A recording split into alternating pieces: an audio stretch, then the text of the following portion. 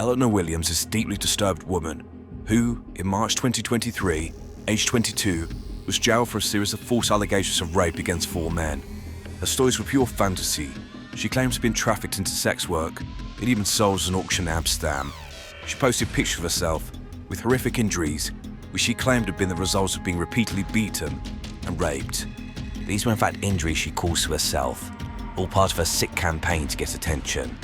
Some of her claims were clearly taken straight from Hollywood films, specifically Taken.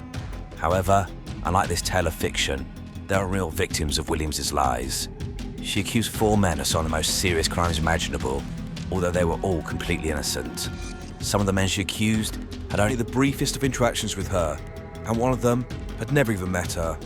The next thing they knew, they had the police hammering down their door, arresting them on suspicion of being a rapist and a sex trafficker. Williams' horrific lies were spread far and wide, with her using social media to gain the attention she desperately sought. This led to a campaign being started online called Justice for Ellie, and over £20,000 being raised to support her. Due to her lies, all of the men's lives were ruined, and 3 of them tried to commit suicide. One spent over 2 months in prison, and another was sectioned. She accused both white men and Asian men of totally fabricated offences, and her claims against the latter led to a wave of hate crimes against completely innocent Asian families and businesses in her hometown of Barrow-in-Furness in the county of Cumbria in the UK. Despite her lies being picked apart, Williams remained defiant to the end. This woman's poison affected the lives of so many people, diminished the struggle of real victims, and demonstrates the sickness of some people to use the most serious issues purely to get themselves attention. Welcome to Evil Among Us. Eleanor Williams was born in around the year 2000 and brought up in a middle-class household on Orkney Island, which is past the town of Barrow-in-Furness, which is more commonly known simply as Barrow, in the county of Cumbria in northwest England. She was raised by her mother, Alison Johnston, and her stepfather, Ronnie Johnston. She was the youngest of 3 children. Later, in court, no specific evidence of childhood trauma was presented, but it's clear that she's been disturbed from a very young age. During her school years, she was frequently truant, and her classmates described her as a strange girl. She began using drugs from a young age, but would frequently disappear from home, being reported missing and found by the police in various parts of the northwest of England, out of her head on drugs. Williams was a compulsive liar. Aside from the various false claims of rape she made, she also told people that she had a son called Bailey, despite her never having given birth, and she also stated that she'd once been hospitalised due to complications after receiving a backstreet abortion. Looking at her behaviour, I think it's clear that from a young age, Eleanor Williams' whole life revolved around getting attention. Going missing was likely a way for her to cause fuss, including emotional distress to her parents, and also causing the police to exert resources looking for her. Her stories about having a child and being in hospital due to complications from an abortion indicate 2 things. Firstly, it shows the extent to which she was willing to go in order to gain the attention she craved. But, with regards to the abortion story, it indicates that she would deliberately pick topics which she knew that, even if people had suspicions, due to the sensitive nature of the topic, they'd be unlikely to challenge her. Who wants to be the person who accuses a woman who states that she's had an abortion of being a liar? However, this was just the tip of the iceberg. By the age of 16 years old, Eleanor Williams began to use another sensitive and extremely serious topic, specifically claims about rape and sex trafficking, to get attention for herself, and in the process, destroyed countless lives.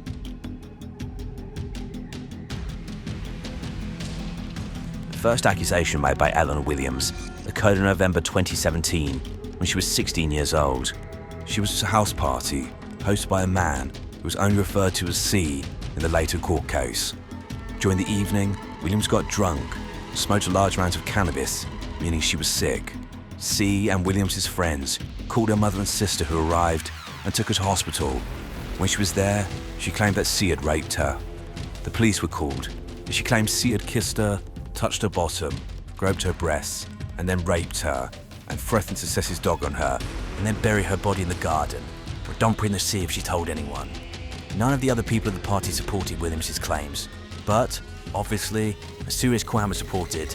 So on the 27th of November 2017, a few days after the party, C was shot where the police hammered on his door and arrested him with suspicion of rape. He was interviewed and bailed, and spent the next few months in a state of absolute terror whilst the police investigated this fictitious offence. Eventually, In January 2018, Williams withdrew her support for a prosecution, and the investigation was wound down, and in March 2018, Stewart was informed that no further action would be taken. As we'll get to later, Stewart was completely devastated by this false accusation. But Eleanor Williams didn't care about any of this. She was solely focused on herself and getting attention. While Stewart was only accused once, Williams' next victim, 18-year-old Jordan Tringove, was accused of rape 3 times. The first instance, again, began with her drinking too much and getting high on cannabis. This was on a night out with her friends at a nightclub between the 8th of March and into the 9th of March 2019.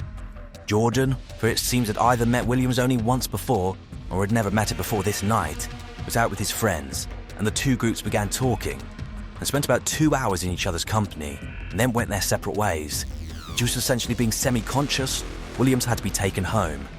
It appears the people were soon talking about her drunken behaviour on that night, and so, over the next few days, in order to switch the focus away from her poor behaviour, she again came up with a story to try and make herself out to be the victim. She claimed that Jordan had taken her to a location out of town, raped her, and then dumped her back on the streets. It's not clear when she claimed this happened, whether this was after she returned home or on another day. But regardless of this detail, Williams went to great lengths in order to sell her story. She was the second phone to send herself messages, apparently from Jordan, in which he admitted raping her and threatened what would happen to her if she told anyone. Williams took screenshots of these messages and showed them to the police, whilst making a false report. These messages would eventually be used against her, because she'd used the Wi-Fi in her home to connect both phones to, and so, location analysis would show that the messages were sent from and received in the same place. In the short term, a few days after the night out, Jordan was arrested on suspicion of rape. He had a solid alibi and was utterly astonished that a girl he'd barely spoken to had accused him of such a serious crime. Regardless of what came next, the damage was already done. Because of his arrest, he and his family were the subjects of hate from the neighbours, and the word rapist was spoken at his front door. Williams was not done with him yet. On the 6th of May 2019, she called the police. He claimed that Jordan had come to her flat, refused to leave, before putting out a knife, dragging him into the bathroom and raping her. Jordan had apparently beaten Williams, and she showed the police bruising to her legs, injuries she caused to herself. Jordan was arrested for a second time for rape. He was again bailed whilst the police investigated, and they had conditions not to contact Eleanor Williams. On the 18th of May 2019, Williams called the police again, claiming that Jordan had raped her for a third time. This had apparently happened after a night out when she came home. He'd apparently burst through the door, which was unlocked because she was expecting a friend, beat her, and then raped her. Again, to tell her story, she'd scratched and bruised herself. After calling the police, she left the front door open, stripped naked, lay on the floor, and pretended to be unconscious. Jordan was nowhere near the property at this point, but regardless, he was arrested for a third time, and this time there was no bail. He was surmised into prison by the courts, spent 2 months in a prison cell, till August 2019, when he was released, and the police stated they wouldn't be pursuing the matter any further.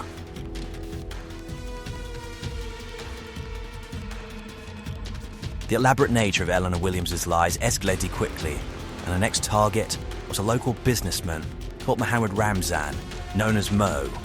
Mo was a successful businessman who owned several restaurants, ice cream vans, and rental properties in the town of Barrow. He was also married and a father to 4 children. He was a man of impeccable character who was well known in the area due to his business ventures. He'd never met Eleanor Williams before. However, beginning on the 18th of June 2019, Eleanor Williams claimed to the police that Mo was in fact a hardened criminal, a sex trafficker, who'd been abusing her for years, as well as offering her to other men to abuse, both here and overseas. Williams claimed that they'd met when she was around 12 or 13 years old, and soon after, he began having sex with her. She then said that Mo had persuaded her to have sex with other men, and that she'd been taken around the northwest of England and forced to engage in sex parties with other men. Williams says she wasn't alone. She provided approximately 60 names of girls who she said were also abused. She described horrific acts of abuse, doing acts of physical violence and vaginal and anal rape, all of which she said was filmed and then sold.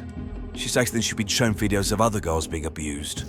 She provided a long list of Asian men, mainly of Pakistani origin, that were apparently involved in the violation of not only her, but the other alleged victims. However, she wasn't done yet. She also told the police that in 2018, when on a trip to Amsterdam, Mo Ramsden had forced her to work in a brothel and had sold her at an auction for €25,000. An attempt was also apparently made to take her to Pakistan. Back in the UK, she said that she was forced to live in a caravan for 2 weeks, where she was subdued with heroin and then taken to sex parties with other trafficked girls. On another occasion, again in 2018, she claimed that Mo had taken her to Ibiza for 2 weeks, where men paid to have sex with her. The extent of Williams' callousness of planning was shown by the extent to which she went to gather quote-unquote evidence. She would manipulate people she knew, asking them to send her sexually explicit messages. Sometimes these were specifically requested, or she would contact people that she knew had feelings for her and begin a sexual conversation with them in order to get the type of messages that she wanted. She would then change the name on the phone to the name of one of her alleged abusers, including Mo, and then take screenshots of these, which she would then show to the police.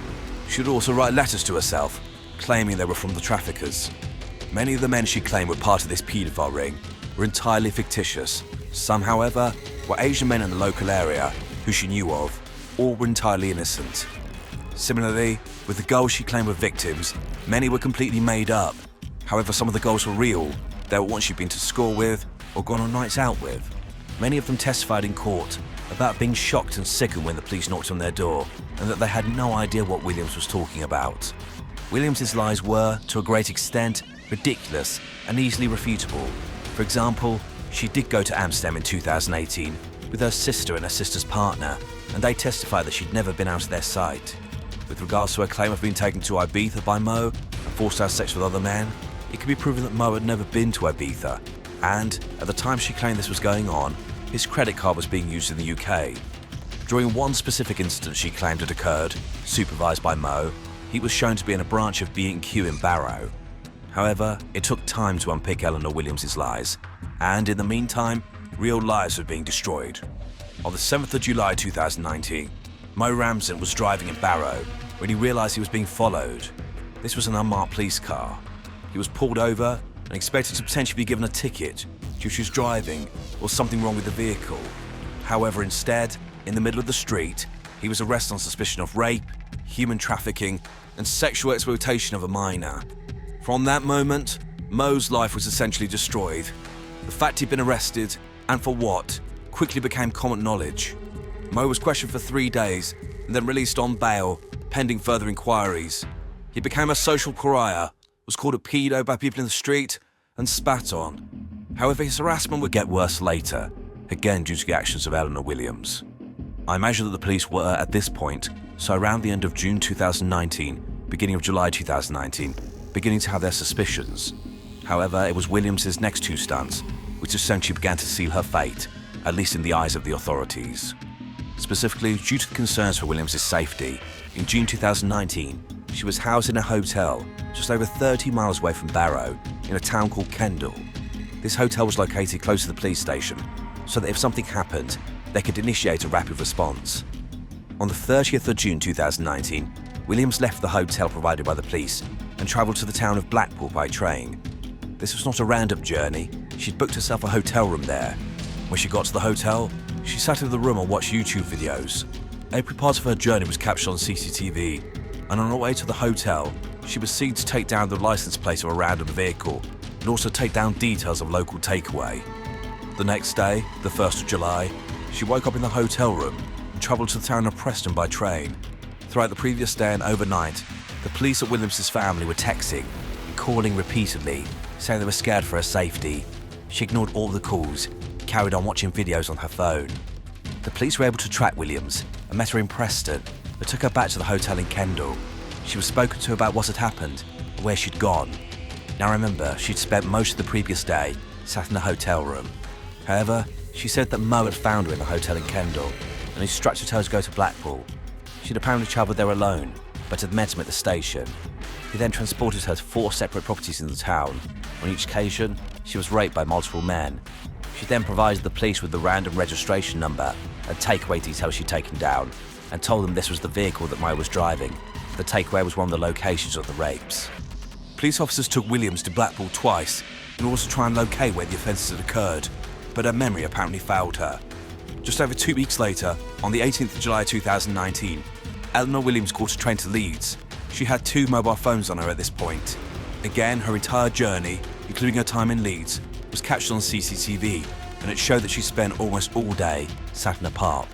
In the late evening, she travelled to Preston and walked into the town centre, and there she came across a man called Oliver Gardner, a man in his early 20s. He'd been at the town centre drinking and was clearly intoxicated. They had a brief conversation and then walked off towards an alleyway together and apparently had consensual sex, which lasted a few minutes. They then exchanged numbers and Oliver stumbled off. The pair exchanged messages whilst Williams travelled back to Barrow. By this point, she'd moved out of the hotel provided to her by the police and decided to return back to her own flat. Throughout the day, Williams had again been ignoring multiple messages from the police and her family, who were frantic and worried. Eventually, the police found her late at night in the flat in Barrow, and Williams was pretending to be semi-conscious. She was covered in bruises and other injuries, all self-inflicted. They asked her what had happened. What she told them was absolute lunacy. She came out on the 17th of July, so the day before she went to Leeds. One of the sex traffickers working with Mo, a man named Salsa.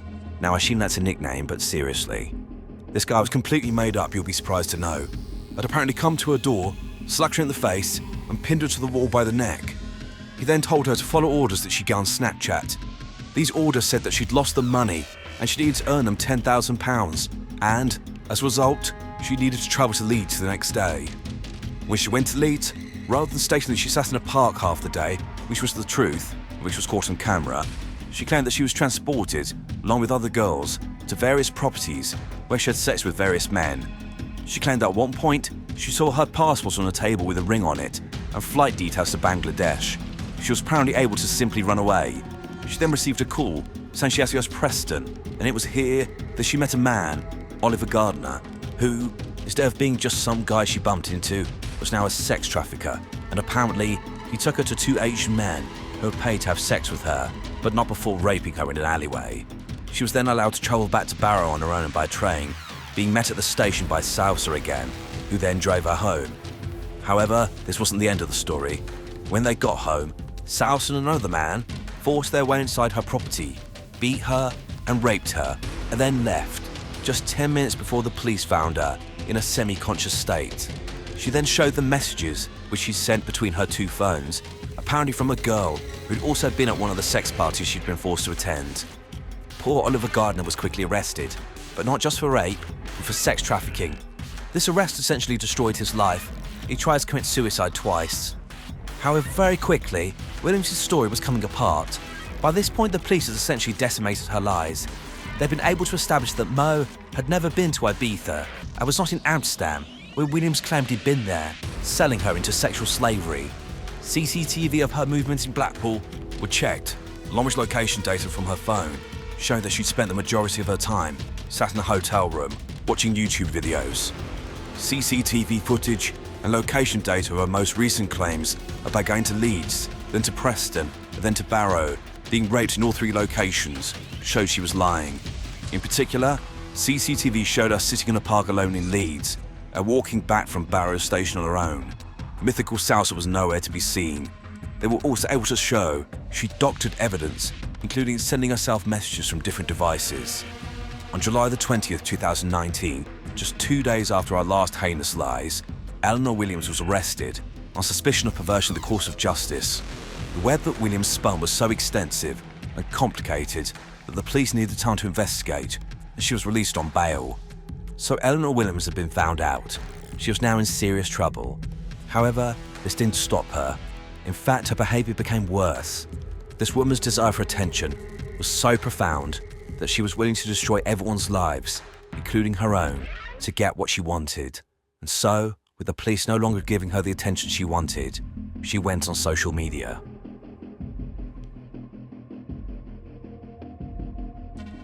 It was clear that despite being arrested by the police and being on bail for perversion of the course of justice, Eleanor Williams had no desire or potentially any ability to stop. So, on the evening of the 18th of May 2020, she left home at around 10:50 p.m. and, after a call was made to the police, she was found lying in some fields close to her home.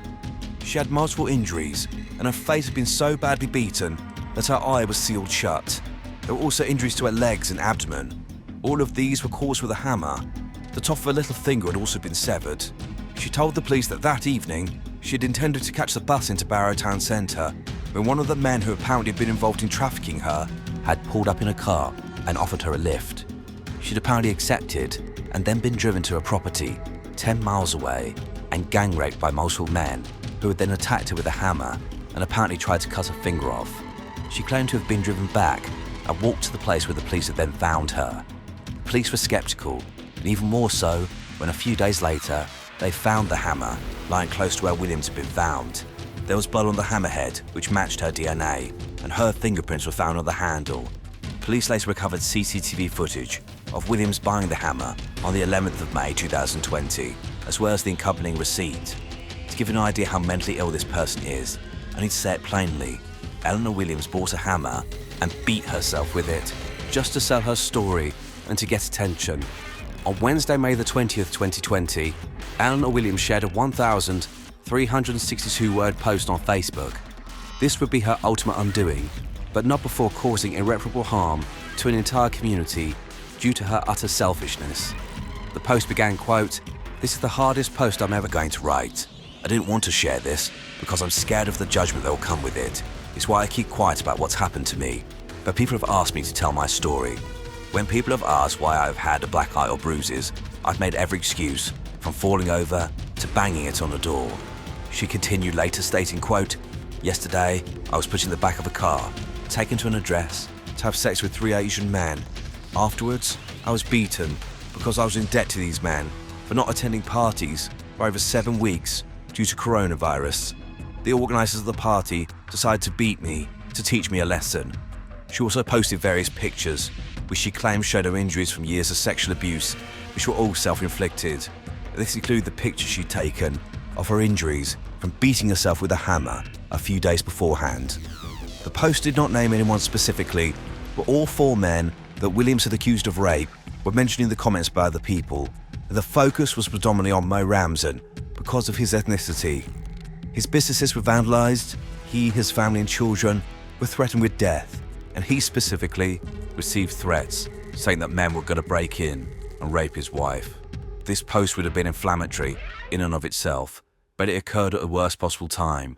Specifically, during the early 2010s, the nation was shocked by news that a paedophile ring, consisting mainly of British Pakistani men, had been involved in the systematic sexual abuse and trafficking of numerous, predominantly white British girls who were utterly failed by the police, with the locus of this criminality being the town of Rochdale in Greater Manchester.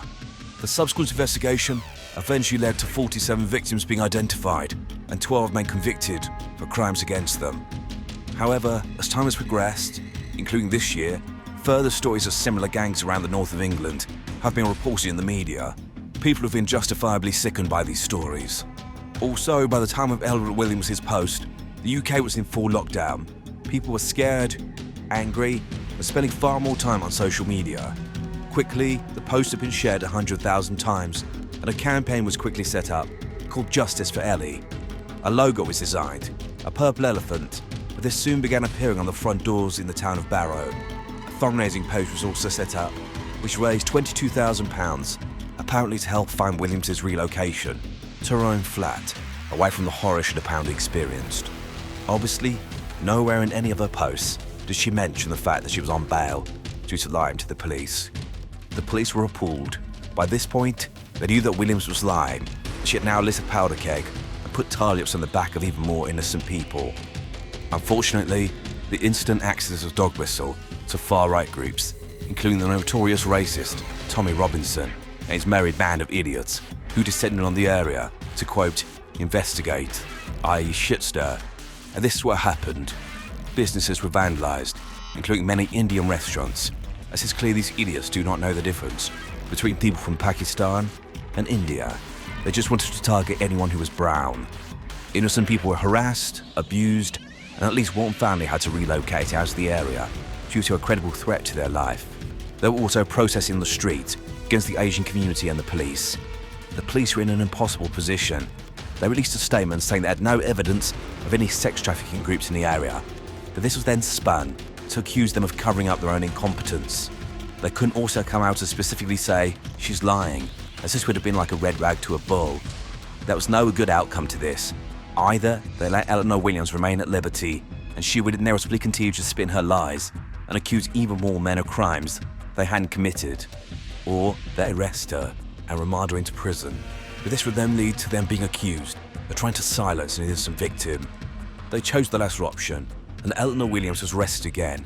This time, in May 2020, she was remanded into prison. The backlash was predictable. The police were accused of persecuting an innocent victim whilst covering up for the predators. Now, it does seem that Eleanor Williams was released sometime later with strict conditions to live and sleep at a certain address. But in November 2021, she breached these conditions, and again, her bail was revoked and she was sent back to prison. This time, she wouldn't be released again and would sit in prison to await her day in court. Eventually, Eleanor Williams was charged with 9 counts of perversion of the course of justice. This included false allegations of rape and other serious offences against 4 men. Her court case was set to begin in October 2022.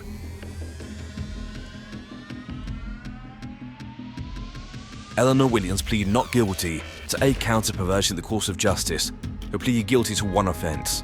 This guilty plea related to her writing to her family when she was in prison, trying to get them to falsify information to the police.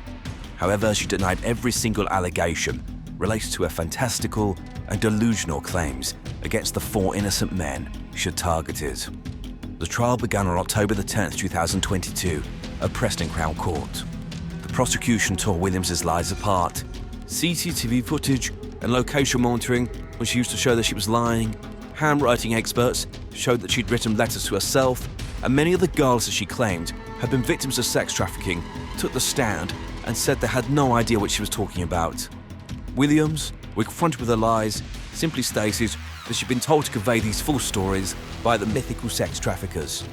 The trial concluded in January 2023 and took the jury a matter of hours to convict Eleanor Williams of all 8 counts of perversion of the course of justice. She was told that she would remain in prison pending the outcome of psychiatric and psychological assessments. I'll return to the contents of these later, but to summarise, they provided no real insight into why Williams did what she did. On the 14th of March 2023, Eleanor Williams appeared back at Preston Crown Court before Judge Robert Alton. Prior to the sentencing itself, a letter was read out by the defence, written by Williams, which stated, quote, "I know I've made mistakes, and I'm sorry. I was young and confused. I'm not saying I'm guilty, but I know I've done some wrong, and so I'm sorry. So essentially, I'm sorry, but I'm not guilty." This was one of the few instances where the sentencing hearing was televised, and I want to play a portion of this for you. I now turn to the question of community impact. Under Section 63 of the Sentencing Act 2020, I must consider the harm which the defendant intended and that which might foreseeably have been caused. I've seen statements in relation to this topic and viewed a compilation of footage taken at the time. According to the statement of Superintendent Pearman, the period following the Facebook post on the 20th of May 2020 was turbulent in Barrow.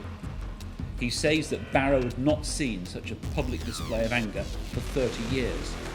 There were public demonstrations targeting the local paper, the local Asian community, and the police. This was in the height of the first lockdown, and Superintendent Pearman tells me in his statement that there was a sense of heightened tension for about 4 months. The comments attracted by the defendant's post named local businesses who feared they'd be subject to attack. One restaurant had its windows smashed. Police resources were diverted to dealing with the threat. Death threats were made against local restaurant owners. Marches were organised to protest about a suspected police cover-up. The fire service installed smoke alarms at vulnerable premises. Local journalists were the subject of credible threats. One left her home and moved out of the area. Racist anti-police graffiti was sprayed on a wall in Barrow. Threats were made on social media against the police. A demonstration convoy of cars drove from Barrow to Ulverston and back again on the 25th of May. The police were under pressure from those who believed they were complicit in a cover-up on the one hand, and those who felt unsafe at the hands of apparent vigilantes on the other. Individual police officers on patrol seeking to support the community in COVID were subject to insults. Social services were also the subject of unwarranted insults and criticism. The local newspaper was subject to boycotts and ultimately, I'm told, collapsed for financial reasons, though there's no evidence before me upon which I could conclude that this was a direct result of the boycott. By mid-June, there were ongoing protests. These appear to have been in response to a person from outside Barrow who was active in the demonstrations having been arrested. The issue then appeared to be more his arrest. Nonetheless, there were serious consequences. An Indian restaurant's windows were smashed. There were further protests and further allegations of a police cover-up. In the meantime, there were credible threats to police officers. Attempts were made to find their home addresses. Online threats were made that they would be found and they would be harmed. I'm told that this state of arrest continued until the August of 2019. Local people felt motivated to donate their money to a fund which was set up to support this defendant. This fund quickly reached £22,000. What effect, if any, should this have on the sentence of the defendant? During the course of this trial, I've heard many days of evidence from this defendant and have read hundreds of her social media communications. It is not the Crown's case that when she blamed Asian and Pakistani men for her abuse, she was racially motivated. I agree with that position and will sentence on the basis that she was not so motivated. I note that in this case she has made false allegations about white men also. I'm sure she chose to lie about Asian men because she was modelling her lies on other cases of national prominence. She regarded the prospects of being believed as greater if she based them on true cases already within the public consciousness. She was not principally motivated by a desire to stir up public unrest. However, I cannot conclude that she chose to make her Facebook post of the 20th of May 2020 for any other reason than that she intended to create an impact within the town. I accept that there was no direct incitement to do anything, but it was entirely foreseeable that there would be considerable community impact upon those of Asian or Pakistani heritage. She cannot be held wholly or directly responsible for the criminal behaviour of others who used her allegations as an excuse for their own inexcusable conduct, but it was foreseeable that others would behave in antisocial and unacceptable ways. It was not foreseeable that her cause would be taken up by those outside Barrow and developed to the extent that it did. However, some community impact was foreseeable. To that limited extent, I take into account the community impact. The harm of this offending extends to an undermining of public confidence in the criminal justice system. We are aware that sex trafficking of young females does occur.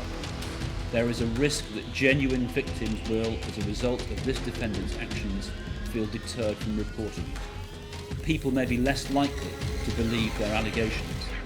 I'm sure that those charged with investigating such offences will do all in their power to avoid any reluctance to investigate such allegations. In this case, I make reduction for the defendant's age, then for personal mitigation. In relation to count 9 only, I reduce the sentence for credit for a guilty plea. I then further adjust the sentences for totality. To assist in understanding how I've arrived at my overall sentence, I first set out the sentences after trial for each count without applying any reduction for any of these factors. In relation to count 1, the sentence would have been 2 years imprisonment. For counts 2, 3 and 4, 5 years imprisonment, concurrent with each other but consecutive to the sentence on count 1.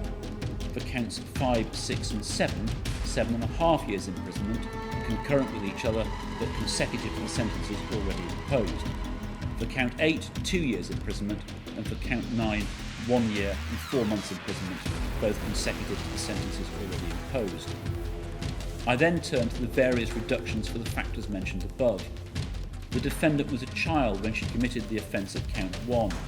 The relevant guideline indicates that the court should take as its starting point the sentence likely to have been imposed on the date at which the offence was committed. That sentence would have been, if custodial, a detention and training order of less than 2 years. The reduction from the adult sentence will be 1/2 for count 1. In relation to the other counts, the reduction for age will be of the order of 1/4. There will be a reduction for age of 1/3 from the adult sentence in relation to counts 2 to 4. In relation to the other counts, the reduction for age will be of the order of 1/4. She was 19 during much of this offending. After her false allegations about Mr. Trengove, this was not impulsive offending arising from naivety. That explains the lesser reduction. I then reduce the sentences further to take account of her personal mitigation. I then reduce the sentence on count 9 to reflect her credit. Finally, I take account of totality.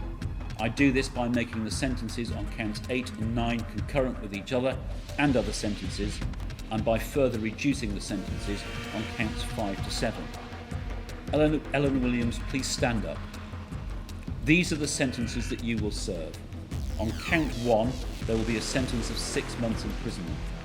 On counts 3 to 5, the sentence will be 3 years imprisonment, concurrent on each count, but consecutive to the sentence on count 1, giving a total so far of 3.5 years. There will be sentences of 5 years on counts 5, 6 and 7, concurrent with one another, but consecutive to the sentences already imposed. Finally, there will be a sentence of 1 year and 3 months imprisonment on count 8 and 6 months imprisonment on count 9. Those sentences to run concurrently with each other and the other sentences imposed. That gives a total sentence of 8.5 years imprisonment. You will serve half of the total sentence of imprisonment in custody, after which you will be released on licence. The days spent in custody will count towards your sentence.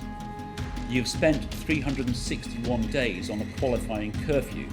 Because of that, the time you must spend in custody is reduced by 179 days. If that figure is incorrect, it can be corrected later without a further hearing. On release, your licence will be subject to conditions. If you breach the terms of your licence, you'll be liable to be recalled to serve the remainder of the sentence.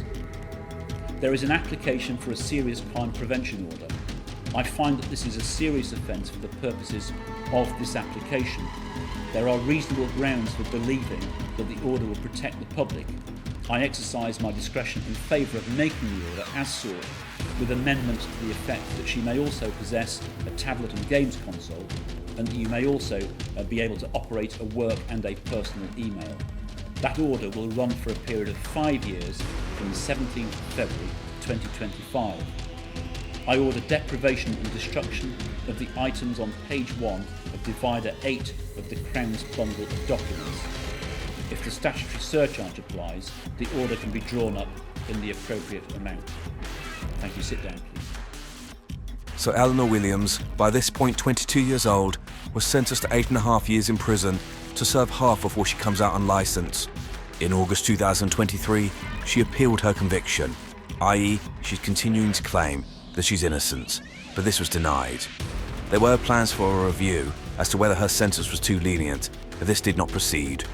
So Eleanor Williams has to serve 4.25 years in prison, but taking off time she'd already spent on remand, I estimate she's likely to be released in around March 2026.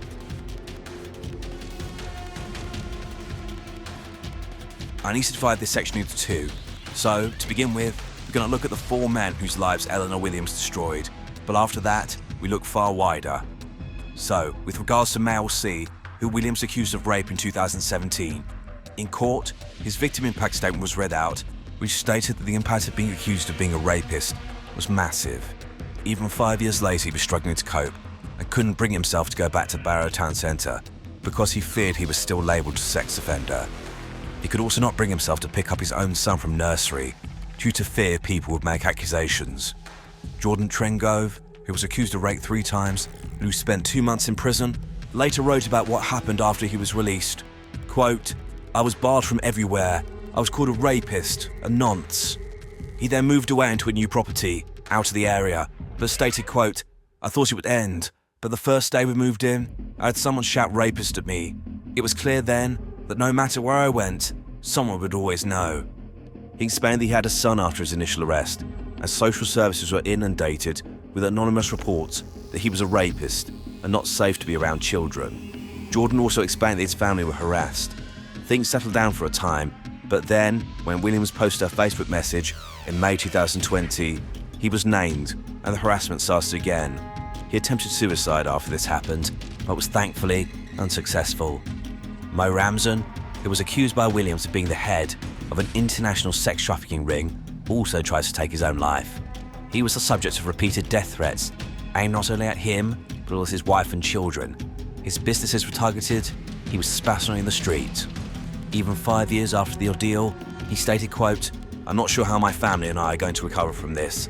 The mud sticks, and I fear it may take some time." For Oliver Gardner, his arrest in July 2019 and the stigma of being falsely labelled a rapist meant he had a mental breakdown and ended up being sectioned. When he was released, he attempted to take his own life and was sectioned again. It appears, from the statistics, thankfully, that false allegations of rape are extremely rare. However, on this occasion, all of these men have had their lives and mental health ruined by Eleanor Williams, and she has never taken any responsibility for the devastation she has caused. What Williams did to these men was horrific, but her actions had far wider implications, including to herself. With her, if something were to happen to her in the future, and she was a real victim of a serious crime, there's the potential she would not be believed. If she got to court, her history would likely be used against her. She's essentially reduced the chances of her actually getting justice if she needed to in the future. However, going further than that, and this is the part that really sickens me, if you've worked in the criminal justice system, you'll likely know how difficult it is for rape victims to get justice. Convictions for this evil offence are extremely low, and many people don't even report what's happened to them for fear of not being believed. Eleanor Williams, with her sick need to gain attention, has compounded this already terrible situation. Firstly, her false claims and unpicking her lies took hundreds upon hundreds of man-hours. She was even offered police protection. This placement and this huge amount of police resources could have been used to help real victims. Also, it's inevitably created a huge amount of cynicism in the police. They'd believed Williams wholeheartedly in the beginning and were trying to get her justice, and they'd been lied to throughout. We're only human, and unfortunately, if people lie to us, it makes it very difficult to trust people 100% moving forward. Another consequence is that the relationship with the Asian community was completely destroyed. Let's say a paedophile ring does begin to operate in this area in the future, as some of the perpetrators are Asian, there could potentially be reluctance from people within this community to pick up the phone and report this because, even though they have nothing to do with it, they could very well be getting a brick through their window or their family and children being threatened. But worst of all, Eleanor Williams has diminished the real stories of survival and strength of those men and women who have been the victim of horrific acts of sexual abuse, who truly have to live with the physical and emotional scars of their ordeals. That is something that I, and I'm sure many others, can never forgive.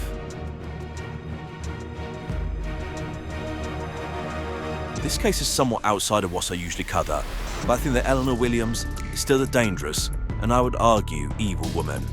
I mentioned before that she was assessed by psychiatrists and psychologists in prison who prepared reports for the court. However, ultimately, they couldn't get a handle on this case. All that was offered was the potential she was suffering from complex PTSD linked to undisclosed childhood trauma. Essentially, she was acting out because she herself had likely been the victim of sexual abuse somewhere in her past, and her behaviour was her way of dealing with this. The judge was sceptical of this. I don't think it's wholly accurate. I think there was childhood trauma, as it's clear, at least to me, that Eleanor Williams is an extremely disturbed young lady. Specifically, I feel that for whatever reason, Williams grew up feeling marginalised and ignored as a child. This, I think, could potentially be a sign of some sort of neglect.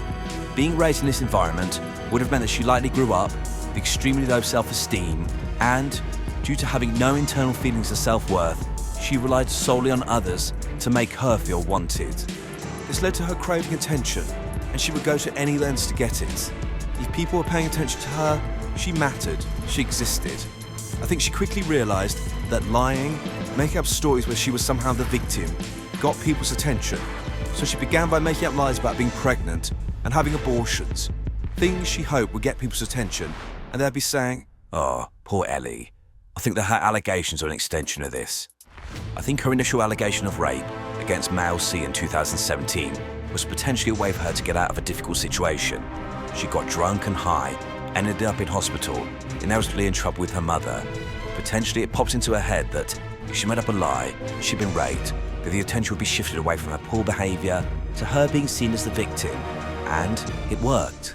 I think at this moment, Williams saw the power of these allegations, and that when she made them, not only was she able to get out of situations, but there was suddenly a huge number of people paying attention to her, including the police. I think she believed that the more elaborate and horrific her stories were, the more attention she would get, and the more people would give her their time. Hence why, as time progressed, the stories got more and more outlandish. Williams' sole focus was on the here and now. Her lies were easy to refute, but that didn't matter. She wanted the attention. If she got caught out on the lies later, she would just come up with more. As long as someone was noticing her and paying attention to her, that was all that mattered. With the police finally tired of her, I imagined that Williams was distressed. Where would the attention come from now? The answer, social media. There were millions of new people she could tell her lies to, who would believe her without any question. I can imagine her lying in bed at 2 a.m, repeatedly refreshing her social media pages, reveling in the attention, with everyone talking about poor Ellie. However, I think there's a far more sinister side to Williams' behaviour, which leads me to believe that she's likely a psychopath, someone without any conscience, remorse, or guilt for her actions. Going back to her childhood, if she did indeed grow up in a neglectful household, then she potentially wouldn't have been taught about empathy or remorse. This, coupled with her need for attention, suggests that she's a woman who, in order to achieve this, will do anything she has to. There is no line in her head that she will not cross. If she has to harm people in order to get what she wants, then that's what she'll do, and she'll feel no guilt about it at all. I've no doubt that Williams researched the most salacious stories related to child abuse and came across information about the Rochdale case. I think she deliberately added the detail that her abusers were Asian in order to increase the level of attention she got, but also sickeningly to dupe people into seeing her in the same light as these real victims. However, outside of this research, I think she was also extremely opportunistic. If she even came across a man on the street, she saw an opportunity. I can say he raped me. There's another story I can wheel out. There's no doubt that Williams is mentally unwell, but she knew exactly what she was doing. This is why I think she deserves the label of evil. It's clear that Eleanor Williams' whole life has been about avoiding really looking at herself and addressing the deep, dark hole inside of her that she tries to fill with this behaviour. It's therefore no surprise that she refused to take responsibility despite overwhelming evidence and continues to deny any fault. To do so would be to acknowledge how weak she is, and there is no way she will do that. It's only by the grace of God that she does not have the blood of these men on her hands. I think that she's a very dangerous woman, and I can only imagine what she will do when she comes out. She's clearly a woman capable of just about anything. Not only was she accused complete strangers of raping her and being involved in sex trafficking, but she bashed herself in the face with a hammer. There was mention, as I stated before, about parts of her finger being severed, but I can't see any further comments on that, so it's not clear whether she also chopped off part of her own finger to sell her story. In terms of the future, I have serious concerns about what she'd be like in a relationship, and also if she has children one day. In a relationship, she could potentially, if her partner annoyed her or threatened to leave her, claim she was abused, and then injure herself and go running to the police. With regards to children, she strikes me as the sort of person who would potentially harm or potentially even kill that child in order to get attention for herself, i.e. when childless by proxy. However, I think the danger of Williams is that her behaviour is so difficult to predict and manage. In clinical settings, when we discuss risk that a person poses, it's usually towards named people, for example partners, or potentially groups of individuals, for example police. In almost all cases, if the person doesn't have contact with the individuals or the group you're concerned about, there's no current risk. So for example, if a domestic abuser is not currently in a relationship. However, with Eleanor Williams, She could potentially accuse any man in any environment, even one she's never met, of the most serious crimes imaginable. How do you manage that? I don't honestly think you can.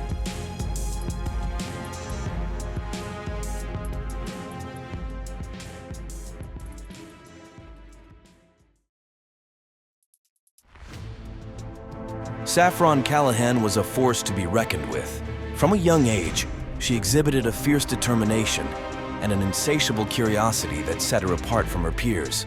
Born to Liam and Fiona Callahan, Saffron's early years were marked by instability. Her father's struggle with alcoholism and her mother's subsequent depression created a tumultuous home environment.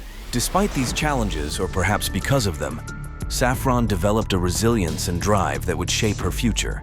At school, Saffron excelled academically and socially. She was editor of the school newspaper, captain of the debate team, and a straight-A student. Her teachers often remarked on her ability to see through facades and uncover hidden truths, a skill that would later draw her to journalism. When her parents divorced during her sophomore year of college, Saffron found herself at a crossroads. Unwilling to choose between her parents and needing a stable environment to continue her studies, she accepted her Uncle Everett and Aunt Constance's offer to live with them. Moving into the Callahan family home was a turning point for Saffron. For the first time, she experienced the stability and support she had always craved. Everett, in particular, took an interest in nurturing her talents, often engaging her in discussions about politics, business, and current events. Everett Callahan was the epitome of the American dream. At 45, he had built a real estate empire from the ground up, transforming it into one of the most successful firms in the Northeast. His magnetic personality and sharp business acumen had earned him both admirers and enemies in equal measure. Standing tall with salt and pepper hair, Everett cut an imposing figure. He had a way of commanding any room he entered, his charm and wit drawing people in like moths to a flame. Everett's childhood had been markedly different from his current life of luxury. Growing up in a working-class family, he had learned the value of hard work and ambition from an early age. His father, a construction worker, and his mother, a waitress, had instilled in him a drive to succeed that bordered on obsession. After putting himself through college and business school, Everett had thrown himself into the world of real estate. His ability to spot potential where others saw only dilapidation had quickly set him apart from his peers. Within a decade, he had transformed the company from a small local firm into a regional powerhouse. To the outside world, Everett appeared to have it all. A beautiful wife, 2 children, a successful business, and a reputation as a pillar of the community. He served on the boards of several charities and was a generous donor to local causes. However, beneath this perfect exterior lurked a restlessness that Everett struggled to quell. Despite his outward success, Everett battled with a persistent feeling of emptiness. The thrill of closing deals and amassing wealth had begun to wane, leaving him searching for new sources of excitement. Everett's relationship with his niece, Saffron, added another layer of complexity to his life. He saw in her a kindred spirit, someone who shared his drive and ambition. As she grew older, he found himself drawn to her in ways that both excited and disturbed him. The line between avuncular affection and something more sinister began to blur, setting the stage for the tragedy that was to come. It was a crisp autumn evening when Saffron's world turned upside down. She had been working late at the local newspaper, where she had secured an internship, when she realized she had left her laptop charger at home. Knowing her aunt and uncle were supposed to be at a charity gala that evening, she decided to swing by the house to retrieve it. As Saffron pulled into the driveway, she noticed her uncle's car parked in its usual spot. Thinking he must have decided to skip the gala, she entered the house quietly, not wanting to disturb him if he was working in his study. The house was eerily quiet as Saffron made her way upstairs. As she approached her room, she heard sounds coming from her uncle's bedroom. Concern and curiosity warred within her as she inched closer to the partially open door. What Saffron saw through the crack in the door would haunt her for the rest of her short life. There was her Uncle Everett, locked in a passionate embrace with a woman who was decidedly not her Aunt Constance. Saffron's mind reeled as she tried to process what she was witnessing. The uncle she had idolized, the man she had seen as a paragon of virtue and success, was nothing but a common cheater. Backing away from the door, Saffron's foot caught on a loose floorboard, causing a loud creak. Her heart stopped as she heard the sudden silence from the bedroom. Without thinking, she dashed down the stairs and out of the house, barely remembering to close the front door behind her. Once in her car, Saffron sat trembling, her mind a whirlwind of conflicting emotions. Shock, anger, and a strange sense of betrayal fought for dominance. She had always thought of her uncle as invincible, above the petty weaknesses of ordinary men. To see him engaged in such a tawdry affair shattered the pedestal she had placed him on. In the days that followed, Saffron found herself obsessively analyzing every interaction she had ever had with her uncle. She began to see hidden meanings in casual touches, to reinterpret compliments and gestures of affection through a new, unsettling lens. The knowledge of Everett's affair became a poisonous secret, eating away at Saffron from the inside. She found herself unable to meet her uncle's eyes at the dinner table, flinching away from his usual affectionate pat on the shoulder. Her aunt noticed the change in Saffron's behavior, but attributed it to stress from her internship and upcoming job search. Little did anyone know that this discovery would set in motion a chain of events that would end in tragedy. Veronica Ashworth was not the type of woman one would typically imagine as the other woman in an extramarital affair. At 38, she was a respected art curator at the Museum of Art in Hartford. Her professional demeanor and sophisticated taste made her a favorite among the city's elite, who often sought her advice on building their private collections. With her sharp features and penchant for minimalist designer clothing, Veronica cut a striking figure. She was intelligent, cultured, and fiercely independent, qualities that had initially drawn Everett to her. Their paths had first crossed at a museum fundraiser 2 years prior. Everett had been immediately captivated by Veronica's wit and her refreshingly direct manner. For her part, Veronica had found in Everett a man who could keep up with her intellectually, something she had found lacking in many of her previous relationships. What had begun as a meeting of minds soon evolved into a physical relationship. They would meet in upscale hotels during business trips or steal moments together when Everett claimed to be working late. Veronica, who had sworn off serious relationships after a painful divorce in her early 30s, found herself falling for the charismatic real estate mogul. However, Veronica was not naive. She knew Everett was married and had no illusions about their relationship. She told herself that she was satisfied with the stolen moments and passionate encounters, that she didn't need or want the complications of a full-time relationship. Yet, as the affair continued, Veronica found herself increasingly dissatisfied with the secrecy and limitations of their arrangement. She began to hope, against her better judgment, that Everett might leave his wife for her. Little did Veronica know that her affair with Everett was about to be thrust into the spotlight in the most tragic way possible. The discovery of their relationship would set off a chain reaction that would end in murder, forever altering the lives of everyone involved. In the weeks following her discovery of Everett's affair, Saffron found herself spiraling into a dark obsession. Her once bright future seemed to dim as she became consumed with thoughts of her uncle and the mysterious other woman. Saffron's work at the newspaper began to suffer as she spent countless hours scouring social media and local event photos, trying to identify the woman she had glimpsed in Everett's bedroom. Her search became all-consuming, causing her to neglect her responsibilities and withdraw from her friends and family. As she delved deeper into her investigation, Saffron began to experience a disturbing shift in her emotions. The initial shock and disgust at her uncle's infidelity gradually gave way to a complex mix of jealousy and desire. She found herself imagining what it would be like to be the object of Everett's illicit affections, to be the one he risked everything for. These thoughts both thrilled and horrified Saffron. She knew they were wrong, that the very idea of being attracted to her uncle was taboo. Yet she couldn't shake the growing fixation. She began to pay more attention to her appearance when she knew Everett would be around, wearing more makeup and choosing outfits that accentuated her figure. Saffron's behavior didn't go unnoticed. Her Aunt Constance expressed concern over her niece's sudden mood swings and distracted demeanor. Everett, too, seemed to sense the change in Saffron, often catching her staring at him with an unreadable expression. One evening, as Saffron was helping Constance prepare dinner, she overheard a phone conversation between Everett and someone he called V. The intimate tone of his voice left no doubt in Saffron's mind that this was the other woman. Hearing the affection in her uncle's voice as he spoke to his lover ignited a fierce jealousy in Saffron that she could barely contain. That night, alone in her room, Saffron made a decision.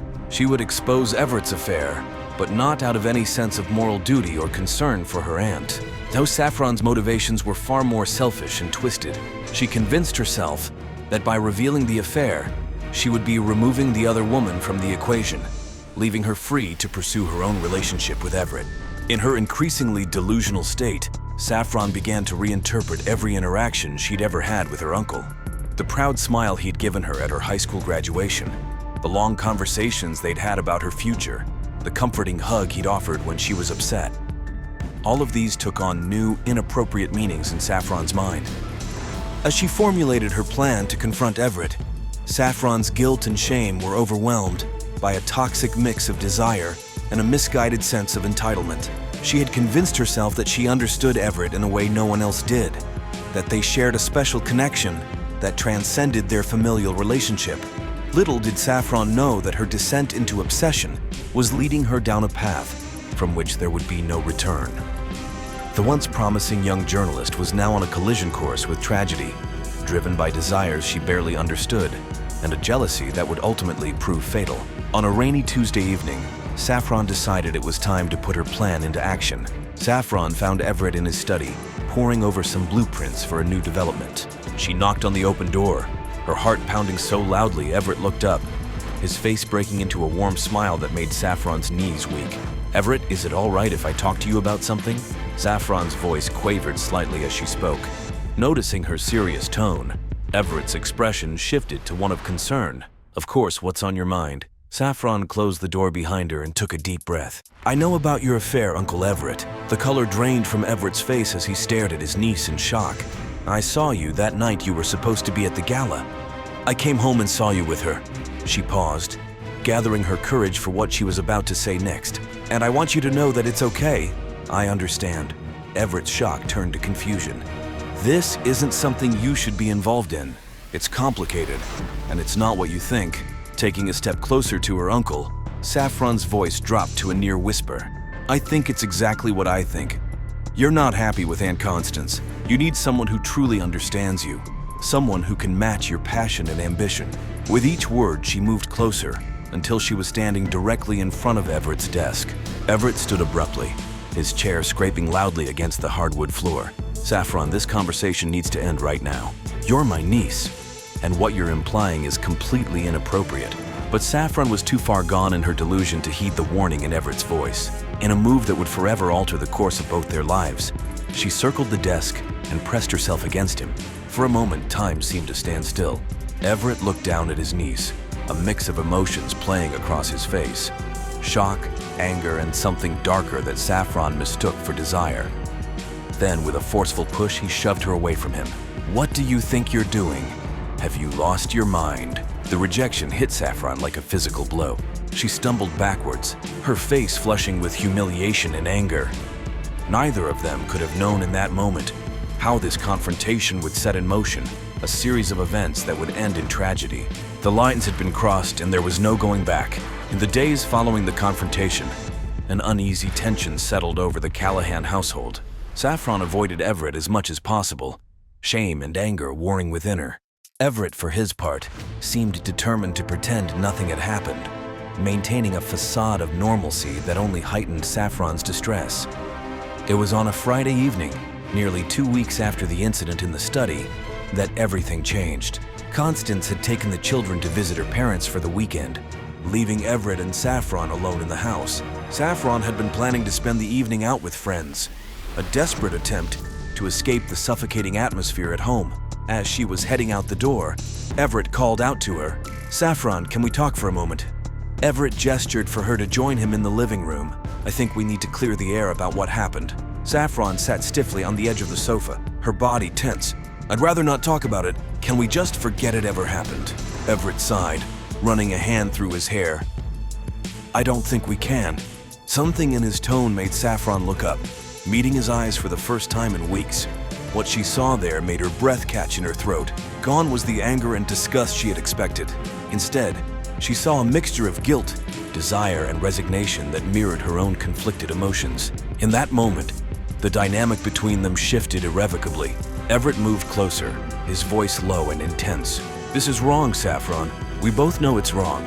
But I haven't been able to stop thinking about you. What followed was a passionate, frenzied encounter that left them both breathless and filled with equal parts exhilaration and shame. As they lay tangled together on the sofa, the full weight of what they had done began to settle over them. In the weeks that followed, Everett and Saffron engaged in a dangerous dance of stolen moments and secret rendezvous. They both knew what they were doing was wrong, that it could destroy their family if anyone ever found out. But the thrill of their forbidden relationship, combined with the genuine affection and understanding they shared, proved too addictive to give up. Little did they know that their illicit affair was building towards a catastrophic conclusion. The web of lies and betrayal they were weaving would soon unravel with deadly consequences. As Everett and Saffron's secret relationship intensified, the atmosphere in the Callahan home grew increasingly strained. Constance, though unaware of the true nature of the situation, sensed that something was amiss. She noticed the furtive glances between her husband and niece, the way they seemed to tense up when in the same room together. The situation came to a head one Saturday afternoon when Constance walked in on Everett and Saffron in what appeared to be an intense, whispered argument. They sprang apart as soon as they noticed her, but Constance had seen enough to arouse her suspicions. "What's going on here?" she asked, her voice laced with concern and a hint of accusation. Saffron mumbled something about a disagreement over a business proposal before hurrying from the room. Everett attempted to smooth things over, claiming he had been giving Saffron advice about her career prospects, but Constance remained unconvinced. From that moment on, Constance began to pay closer attention to her husband and niece's interactions. She noticed how they always seemed to be in the same room, how their conversations would abruptly cease when she entered. A seed of doubt had been planted, and it was beginning to grow. As the weeks passed, the tension in the house became palpable. Family dinners, once a time of lively conversation and laughter, became stilted affairs filled with awkward silences and forced small talk. Constance's attempts to draw out what was wrong were met with deflection from Everett and evasion from Saffron. Unbeknownst to all, the carefully constructed facade of the Callahan family was beginning to crack. The truth, with all its ugly implications, was threatening to burst forth, and when it did, the consequences would be devastating. As autumn gave way to winter, Everett Callahan found himself trapped in a prison of his own making. The initial thrill of his affair with Saffron had long since faded, replaced by a constant, gnawing anxiety. The pressure was coming from all sides. Veronica, unaware of his dalliance with Saffron, had begun to push for more commitment. She wanted him to leave Constance, to start a new life with her. Her patience was wearing thin, and her threats to expose their affair were becoming more frequent and more serious. At home, Constance's suspicions had not abated. Her once trusting nature had been replaced by a quiet watchfulness that set Everett's nerves on edge. He caught her checking his phone when she thought he wasn't looking, noticed her questioning glances when he came home late from work. But it was Saffron who posed the greatest threat. What had begun as a misguided infatuation on her part had evolved into something far more dangerous. She had become possessive, jealous not just of Constance but of Veronica as well. Her demands for Everett's time and attention were becoming increasingly difficult to manage. One particularly tense evening, after a close call where Constance had nearly walked in on them in a compromising position, Everett tried to end things with Saffron. "This has to stop," he had told her. Saffron's eyes had flashed with a mixture of hurt and anger. "You can't end this, I won't let you. If you try to leave me, I'll tell everyone what we've done." The threat hung in the air between them, and Everett felt the last vestiges of control slipping away from him. He was trapped, caught between three women, each holding a piece of his destruction in their hands. The night that would change everything started like any other. The Callahan family had just finished dinner, with Constance and the children settling in for a movie night. Everett begged off, claiming he had work to finish in his study. Saffron too excused herself, saying she had plans with friends. But Saffron had no intention of going out that night. Instead, she waited until she was sure the rest of the family was engrossed in their movie before slipping into Everett's study. She found him at his desk, his head in his hands. "We need to talk," Saffron said, closing the door behind her. Saffron moved closer, her eyes blazing with a mixture of hurt and determination. "You need to choose her or me. I won't be your little secret anymore." In that moment, looking at Saffron's face twisted with jealousy and desperation, Everett saw his entire life crumbling before his eyes. Everything he had worked for, Everything he had built was about to be torn apart by this girl's misguided obsession. Something inside Everett broke. With a roar of frustration and fear, he lunged at Saffron, his hands closing around her throat. He wanted to stop her, to silence the threats that were destroying his world. But once he started, he couldn't stop. Saffron's eyes widened in shock and fear as she clawed at his hands, trying to break free. But Everett was stronger, his grip fueled by panic and adrenaline. It was over in minutes. Saffron's struggles weakened, then ceased altogether. When Everett finally came to his senses and released his grip, she crumpled to the floor, lifeless. The discovery of Saffron's body sent shockwaves through the Callahan household and the wider community. It was Constance who found her, alerted by the unusual silence from Everett's study.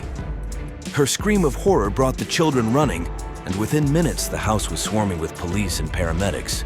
Everett, in a state of shock, had been found sitting in his chair, staring blankly at Saffron's body. He offered no resistance as the police led him away, his silence interpreted as stunned grief by the officers on the scene. Detective Lena Kirka, a veteran of the police department's homicide division, was assigned to lead the investigation. From the moment she stepped into the Callahan home, she sensed that this case was far more complex than a simple home invasion gone wrong, which was the initial theory. As she interviewed the family members, inconsistencies began to emerge. Constance, while devastated, seemed to be harboring suspicions about her husband. The children, Rowan and Ivy, spoke of increasing tension in the house over the past few months, particularly between Everett and Saffron.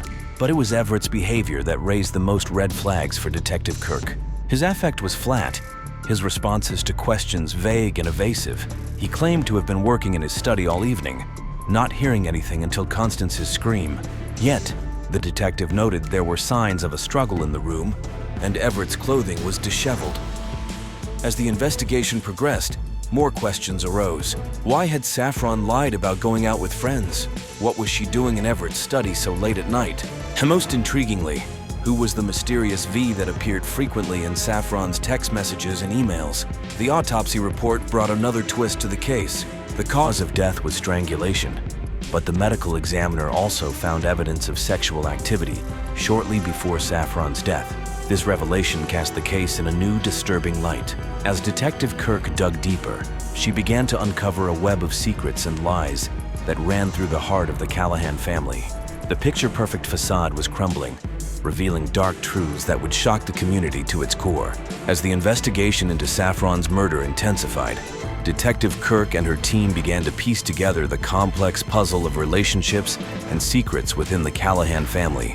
Each new revelation brought them closer to the shocking truth. A breakthrough came when forensics recovered deleted text messages from Saffron's phone. The messages revealed a passionate, illicit relationship with an older man, referred to only as E. The content of the messages left little doubt that E was Everett Callahan. Armed with this information, Detective Kirk brought Everett in for another round of questioning. Faced with the evidence, Everett's carefully constructed alibi began to crumble. He admitted to the affair with Saffron, but vehemently denied killing her, claiming that their relationship had been consensual and that he loved his niece. However, Everett's story was further complicated when Veronica Ashworth came forward. Initially reluctant to involve herself in the investigation, Veronica finally revealed her long-standing affair with Everett after being confronted with evidence linking her to him. Her testimony painted a picture of a man torn between multiple relationships, struggling to keep his various secrets from colliding. Meanwhile, a more thorough search of the Callahan home uncovered a journal hidden in Saffron's room. The entries detailed her growing obsession with her uncle, her discovery of his affair with Veronica, and her plan to confront him on the night of her death. The final entry, dated the day she died, contained a chilling line. "Tonight everything changes, he'll have to choose, her or me." This evidence, combined with the forensic analysis of the crime scene, began to paint a clear picture of what had transpired on that fatal night. DNA evidence found under Saffron's fingernails matched Everett's, indicating a struggle. Fibers from Everett's clothing were found on Saffron's body, contradicting his initial statement that he hadn't been in close contact with her that evening. As the case against Everett built, other witnesses came forward. A neighbor reported hearing raised voices coming from the Callahan house on the night of the murder.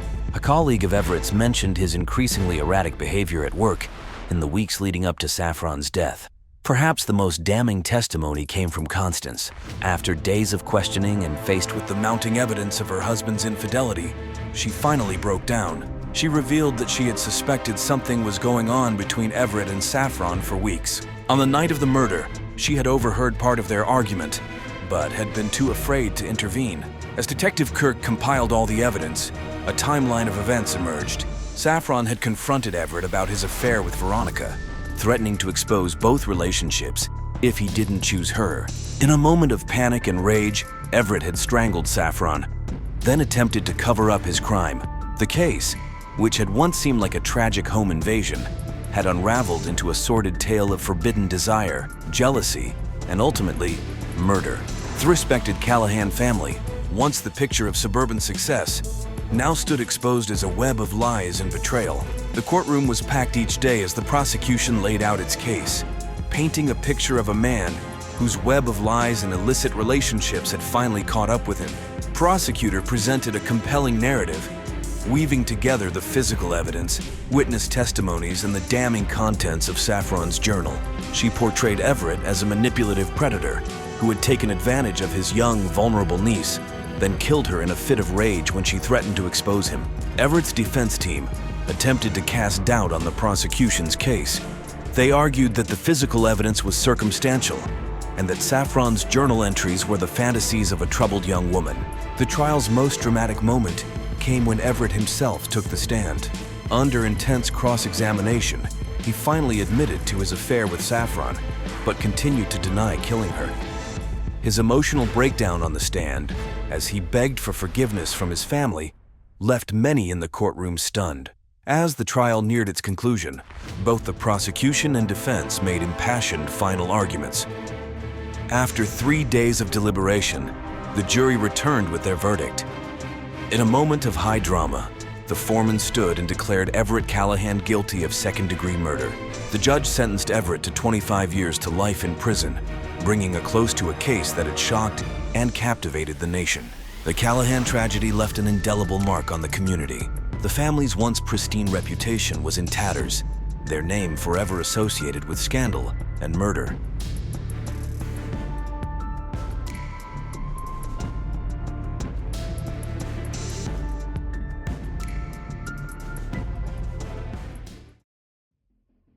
The Hargroves and the Velasquez families, to all outward appearances, were living the American dream. Their manicured lawns and hybrid cars in the driveways gave no hint of the tempest brewing behind closed doors. Liam and Rachel Hargrove had been college sweethearts, married for 15 years. Liam, a software engineer for a local tech startup, was known for his dry wit and passion for homebrewing. Rachel, a pediatric nurse, volunteered at the Neighborhood Watch and was always ready with a plate of her famous lavender shortbread for new neighbors. They were the couple others looked to as a model of stability and success. Just 2 doors down lived Rafael and Marisol Velasquez. Rafael, a charismatic restaurateur, had moved from Mexico City a decade ago to open what would become the hottest fusion taqueria. His wife Marisol, a yoga instructor and part-time translator, was beloved for her vibrant energy and warm hugs. Their whirlwind romance had culminated in a beachside wedding in Tulum just 5 years prior. The two couples had become fast friends shortly after the Velasquez moved in, bonding over weekend barbecues and a shared love for wineries. They vacationed together and celebrated holidays as a unit. To their friends and neighbors, they were the picture of modern, multicultural friendship. But beneath the surface of potlucks and game nights, a current of restlessness was growing, a longing for excitement, for newness, for the spark that had faded in the routines of married life. It was this unspoken desire that would lead them down a path from which there was no return. The idea first surfaced on a crisp autumn evening, as the 4 friends lounged in the Hargroves' hot tub, steam rising into the star-studded sky. The wine had been flowing freely, loosening tongues and lowering inhibitions. Raphael, always the jokester, had made a quip about wife-swapping that hung in the air a beat too long before nervous laughter dispersed it. But the seed had been planted. Over the next few weeks, the joke resurfaced, each time met with less laughter and more contemplative silence. It was Rachel who finally broached the subject seriously during one of the couple's regular dinner dates. "We're all adults here," she began, her voice steady despite the trembling of her hands beneath the table. "So maybe there's something to this idea, a way to spice things up." The silence that followed was deafening. Marisol's eyes widened, darting between her husband and friends. Liam stared intently at his plate. It was Raphael who broke the tension, his usual grin replaced by a look of thoughtful consideration. The conversation that followed lasted deep into the night. Boundaries were discussed, scenarios explored, concerns voiced. Liam, initially the most hesitant, found himself warming to the idea as the others talked through the logistics. Marisol, surprisingly, was the most enthusiastic once the initial shock wore off. "It's just physical, right?" she said, her dark eyes sparkling with a mix of excitement and apprehension. "No feelings involved, a temporary arrangement to explore and then return to our partners." They agreed to think it over individually, and as couples before making any decisions. The next week was filled with hushed conversations behind closed doors, furtive glances across the street, and more than one sleepless night spent staring at the ceiling, imagining possibilities. When they reconvened, the decision was unanimous if tentative. They would try it, just once to see how it felt. Rules were established. A 1-month time frame, complete honesty with their original partners, and the freedom to call it off at any time if anyone felt uncomfortable. As they raised their glasses to seal the agreement, none of them could have foreseen the tragedy that would unfold from this moment of adventurous curiosity. The die was cast, and the wheel of fate had begun to turn. The agreed-upon evening arrived with a palpable tension in the air. The Hargroves' home, usually a warm and inviting space, felt charged with an electric anticipation.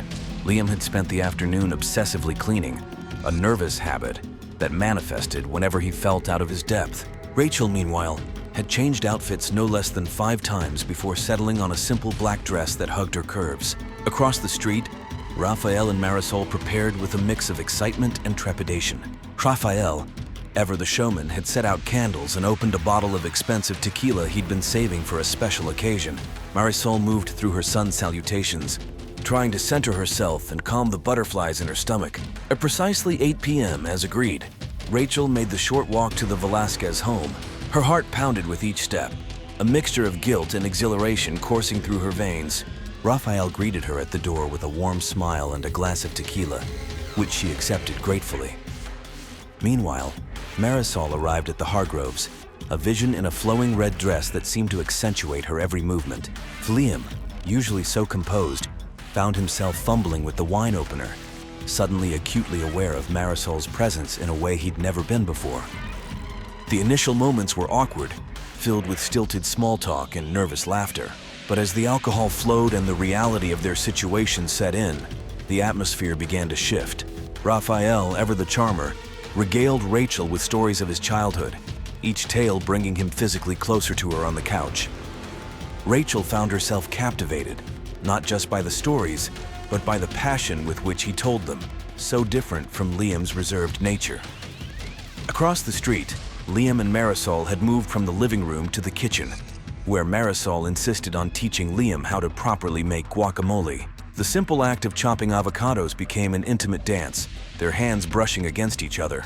As the night progressed, inhibitions lowered and desires rose to the surface. Raphael's hand found its way to Rachel's thigh, and she surprised herself by not pulling away. In the Hargrove kitchen, Liam found himself mesmerized by the graceful curves of Marisol. The transition from social interaction to physical intimacy was both abrupt and natural. A lingering look, a tentative touch, and suddenly they were crossing a line that could never be uncrossed. Clothes were shed, breaths quickened, and in the dim light of bedrooms usually shared with other partners, new connections were forged. In the aftermath, as they lay in unfamiliar beds beside familiar friends, each participant grappled with a complex mix of emotions. Guilt, excitement, confusion, and a strange sense of loss all mingled together. As they drifted off to sleep, none of them realized that this night had set in motion a chain of events that would end in tragedy. For in the dim light of the Hargrove bedroom, Liam had looked into Marisol's eyes and felt something stir within him that went far beyond the physical boundaries they had agreed upon. In the days following the swap, Life in the Laurelhurst neighborhood seemed to return to its usual rhythm. Liam went back to his coding, Rachel to her patients, Raphael to his restaurant, and Marisol to her yoga studio. But beneath the veneer of normalcy, a subtle shift had occurred, particularly within Liam Hargrove. At first, the changes were almost imperceptible. Liam found himself lingering a little longer at the window, his gaze drifting towards the Velasquez home. He began taking more frequent walks, timing them to coincide with Marisol's return from her yoga classes. His usual playlist of tech podcasts was replaced by the Latin music Raphael had introduced him to, the rhythms reminding him of Marisol. As weeks passed, these small changes became more pronounced. Liam's colleagues at the startup noticed his distraction, his usual laser focus on code, replaced by long periods of staring blankly at his screen. He began learning Spanish using a language app, telling Rachel it was for an upcoming project at work. Late at night, when sleep eluded him, he found himself scrolling through old photos on his phone, lingering on group pictures where Marisol's smile seemed to outshine everything else. Liam tried to rationalize these feelings, to suppress the growing emotional attachment he felt towards Marisol. He reminded himself of the agreement, of the boundaries they had set. This was supposed to be a one-time thing, a purely physical exploration, but in quiet moments, he couldn't deny the warmth that spread through his chest when he thought of her laugh, the way her eyes crinkled at the corners when she smiled. The internal struggle began to manifest externally. Liam became irritable, snapping at Rachel over small issues. He threw himself into work, staying late at the office to avoid the temptation of seeking out Marisol's company. When the two couples did get together, Liam's behavior oscillated between overly attentive to Marisol and completely avoiding her, drawing curious glances from both Rachel and Raphael. One evening, as Liam lay awake beside a sleeping Rachel, the full weight of his emotions crashed over him. He realized, with a mix of exhilaration and horror, that he was falling in love with Marisol. The thought both thrilled and terrified him. He knew he should end it, should confess to Rachel and distance himself from Marisol, but the mere idea of never being close to her again felt like a physical pain in his chest. As dawn broke, Liam made a decision. He would try harder to suppress these feelings, to be the husband Rachel deserved. But even as he resolved this, a small part of him whispered that it was already too late. The seed of desire had been planted, and it was growing into something that couldn't be easily uprooted. As autumn gave way to winter, the once warm and easy friendship between the two couples began to cool. The change was subtle at first, manifesting in canceled plans and shorter, less frequent interactions. But as weeks passed, the tension became palpable, a silent presence at every gathering. Rachel was the first to notice the shift in her husband's behavior. Liam, once an open book to her, had become distant and guarded. She caught him checking his phone more frequently, his face lighting up at certain notifications before quickly schooling his features back to neutrality. When she asked about his day, his answers became vague and evasive. During one of their now rare dinners with the Velasquez, Rachel couldn't help but notice the way Liam's eyes followed Marisol's every movement. Raphael, usually jovial and laid back, began to exhibit signs of stress. His legendary patience in the kitchen shortened, and staff at his restaurant whispered about his uncharacteristic outbursts. At home, he became possessive of Marisol in a way he'd never been before, questioning her about her daily activities and suggesting they spend less time with the Hargroves. Marisol, caught in the middle, found herself torn between her growing affection for Liam and her commitment to Raphael. She tried to maintain normalcy, suggesting double dates and neighborhood gatherings like before, but each interaction was fraught with unspoken tensions and loaded glances. The breaking point came at a neighborhood block party in early December. As holiday lights twinkled on every house, the four found themselves together for the first time in weeks. The conversation was stilted, punctuated by long silences and forced laughter. When Marisol excused herself to get a drink, Liam immediately offered to help, leaving Rachel and Raphael alone. Rachel, her suspicions finally boiling over, confronted Raphael. "Is there something going on between them?" she demanded, her voice low but intense. Raphael, his own jealousy and fears rising to the surface, lashed out defensively. "Maybe you should ask your husband that," he snapped back. Their heated exchange drew the attention of other partygoers, and by the time Liam and Marisol returned, they found their spouses in a tense standoff. The rest of the evening passed in a blur of awkward apologies and hasty goodbyes. That night in both households, Long-avoided conversations finally took place. Accusations were made, denials issued, and tears shed. Rachel demanded answers from Liam, her voice cracking as she asked if he was in love with Marisol. Liam's hesitation before his denial was all the confirmation she needed. Across the street, Raphael's jealousy exploded into a rage that left Marisol shaken. His accusations of betrayal and demands for the truth echoed through their home, a jarring contrast to the peaceful life they'd built. As the night wore on, all four individuals grappled with the realization that their simple agreement had spiraled into something far more complicated and potentially destructive. The foundation of trust that had supported their friendships and marriages was crumbling, and in its place, a volatile mix of love, jealousy, and resentment was taking root. January 15th dawned cold and gray, a thick fog hanging over the town like a portent of the tragedy to come. The weeks following the block party confrontation had been tense, with both couples retreating into themselves, communication reduced to terse texts and avoided glances across the street. That evening, Liam sat in his home office, ostensibly working late, but in reality lost in thoughts of Marisol. The sound of the front door opening and closing jolted him from his reverie. Rachel's voice, tight with barely controlled emotion, called out his name. In the living room, Liam found not just Rachel, but Raphael and Marisol as well. The atmosphere was charged, Raphael's face a mask of barely contained fury, Marisol's eyes red-rimmed and pleading. Rachel stood apart, her posture rigid, arms crossed defensively across her chest. "We need to talk," Rachel began, her voice trembling slightly. "All of us. This has gone on long enough." What followed was a maelstrom of emotions, years of friendship, and months of hidden feelings exploding into the open. Raphael accused Liam of pursuing Marisol, of trying to steal her away. Rachel, tears streaming down her face, demanded to know how long the affair had been going on. Marisol, caught between her growing feelings for Liam and her loyalty to Raphael, tried desperately to calm the situation. Liam, overwhelmed by the onslaught, initially retreated into denial. But as the accusations flew and emotions heightened, something inside him snapped. In a moment of reckless honesty, he confessed his feelings for Marisol, his words cutting through the chaos like a knife. Raphael, his face contorting with rage, lunged at Liam. The two men grappled, years of friendship evaporating in an instant as fists flew and furniture toppled. Rachel screamed for them to stop, her pleas drowned out by the sounds of the struggle. Marisol tried to intervene, attempting to pull Raphael away, but was shoved aside in the chaos. In the frenzy, no one noticed Raphael's hand closing around a heavy crystal vase. It wasn't until the sickening thud of crystal meeting flesh and bone echoed through the room that everything froze. Liam crumpled to the ground, blood pooling rapidly around his head. The vase slipped from Raphael's hand, shattering on the hardwood floor. For a moment, no one moved, the scene before them too horrific to comprehend. It was Rachel who broke the paralysis, her nurse's training kicking in as she rushed to Liam's side. Her fingers frantically sought a pulse as she barked orders at the others to call 911. Marisol, shaking uncontrollably, fumbled with her phone, her tear-blurred vision making it hard to dial. Raphael stood motionless, his face a mask of shock and disbelief at what he had done. The sound of sirens in the distance broke through the haze, snapping him back to the horrifying reality of the situation.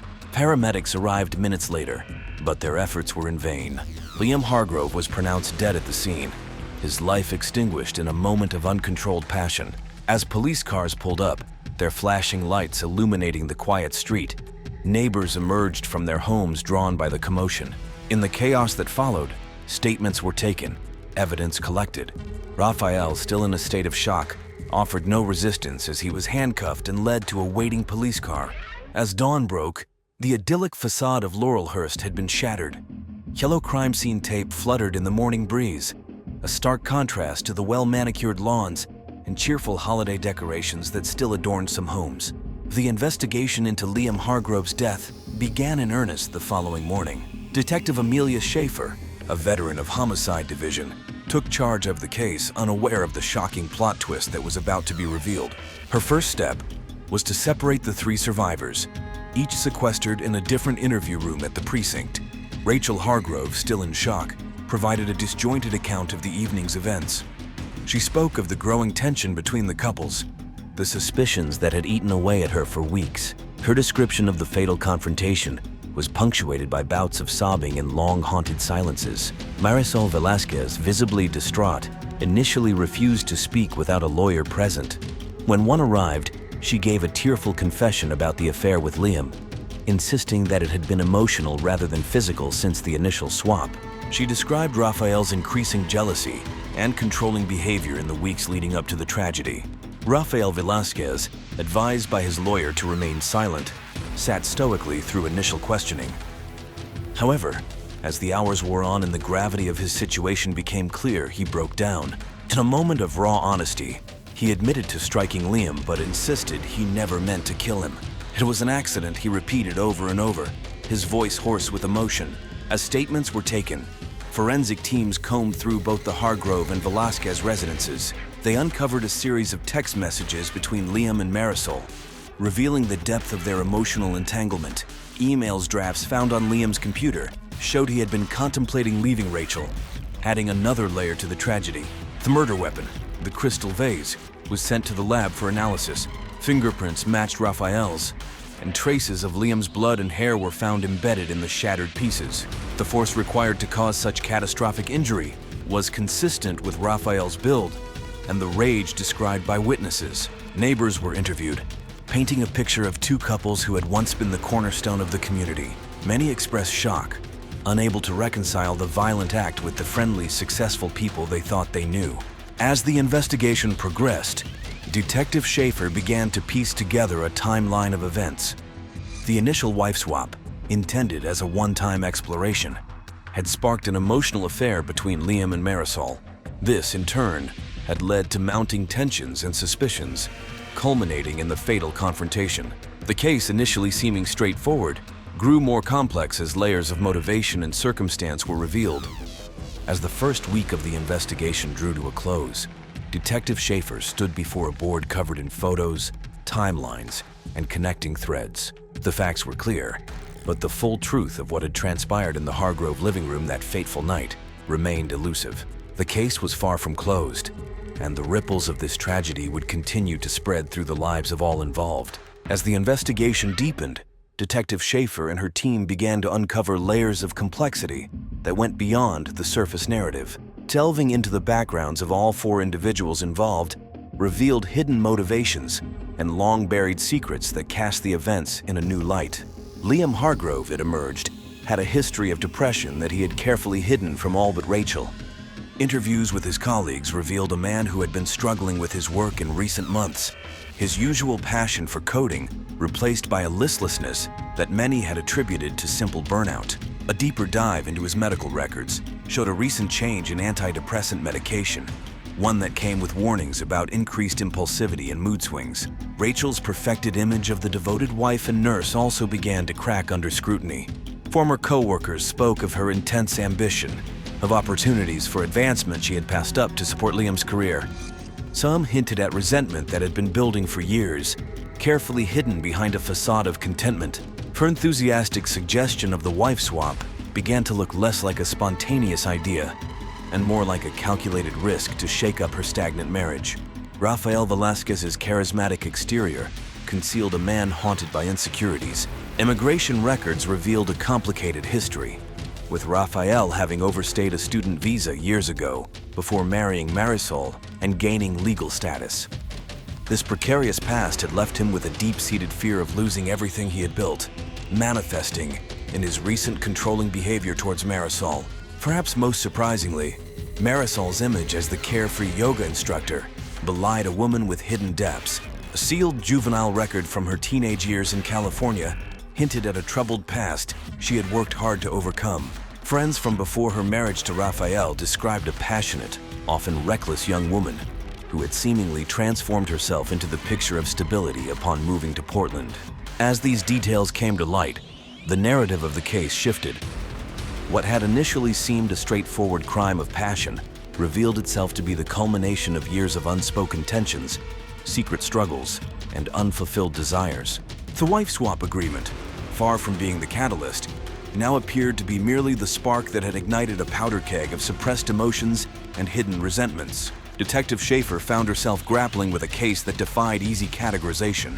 The lines between victim and perpetrator blurred, with each person involved bearing some measure of responsibility for the tragedy that had unfolded. The trial of Rafael Velasquez for the murder of Liam Hargrove began on a rainy Monday in late spring, nearly 6 months after the fatal confrontation. Rafael, looking gaunt and somber in a dark suit, was led in by his defense team. Rachel Hargrove, still wearing her grief like a shroud, entered flanked by supportive colleagues. Marisol, who would be testifying for both the prosecution and the defense, slipped in through a side entrance, her once vibrant presence dimmed by months of guilt and public scrutiny. Inside the courtroom, District Attorney laid out the prosecution's case. She painted a picture of Rafael as a man consumed by jealousy, who had lashed out in a premeditated act of violence. The crystal vase, she argued, had been grabbed with intent, the fatal blow delivered with the full force of Rafael's rage. In contrast, Rafael's defense team presented their client as a man pushed to the breaking point. They spoke of the sanctity of marriage, of the betrayal Rafael had suffered, and of the confrontation as a moment of temporary insanity rather than calculated murder. Over the next 3 weeks, a parade of witnesses took the stand. Forensic experts debated the force and angle of the fatal blow. Neighbors recounted the gradual shift in dynamics between the two couples. Colleagues and friends of both Liam and Rafael testified to their states of mind in the weeks leading up to the tragedy. As the trial neared its end, both the prosecution and defense made impassioned final arguments. The judge, taking into account Rafael's unique circumstances of the case, sentenced him to 18 years in prison with the possibility of parole after 12 years. The sentence was met with mixed reactions, some feeling it was too lenient, others believing it appropriately balanced justice with mercy.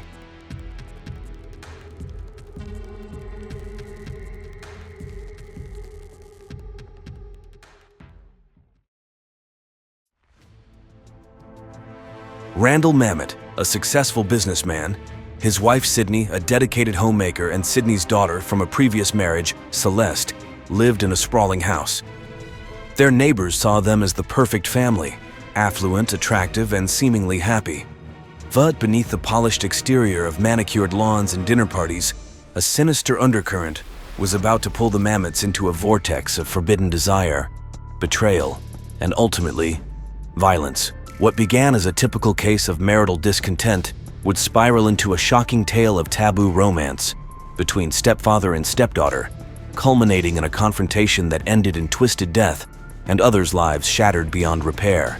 Randall and Sydney Mamet's romance began like many others, with a chance encounter at a charity gala in Philadelphia in the spring of 2010.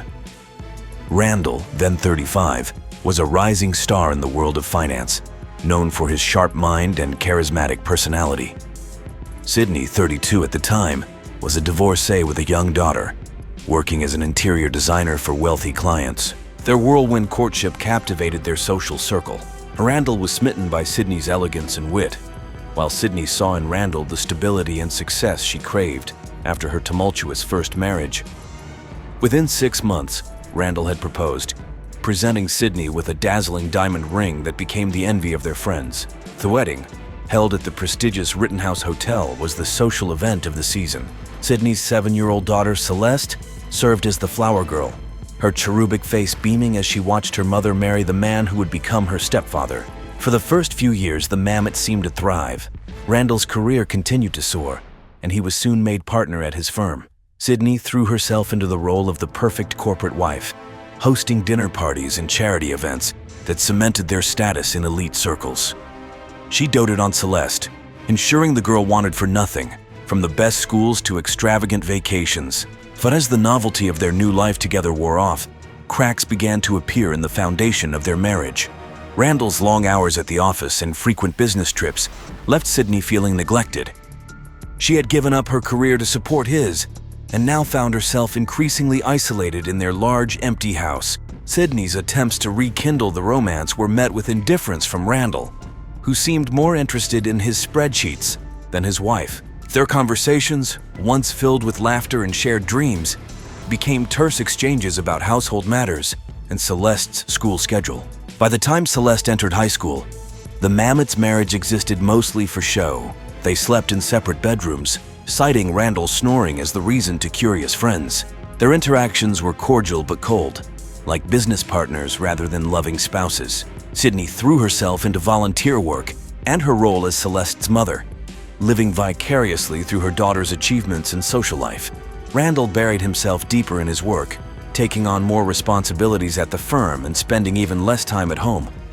Neither was willing to admit defeat and file for divorce. Their shared fear of scandal, the comfort of their lifestyle, and concern for how it would affect Celeste kept them trapped in their loveless union.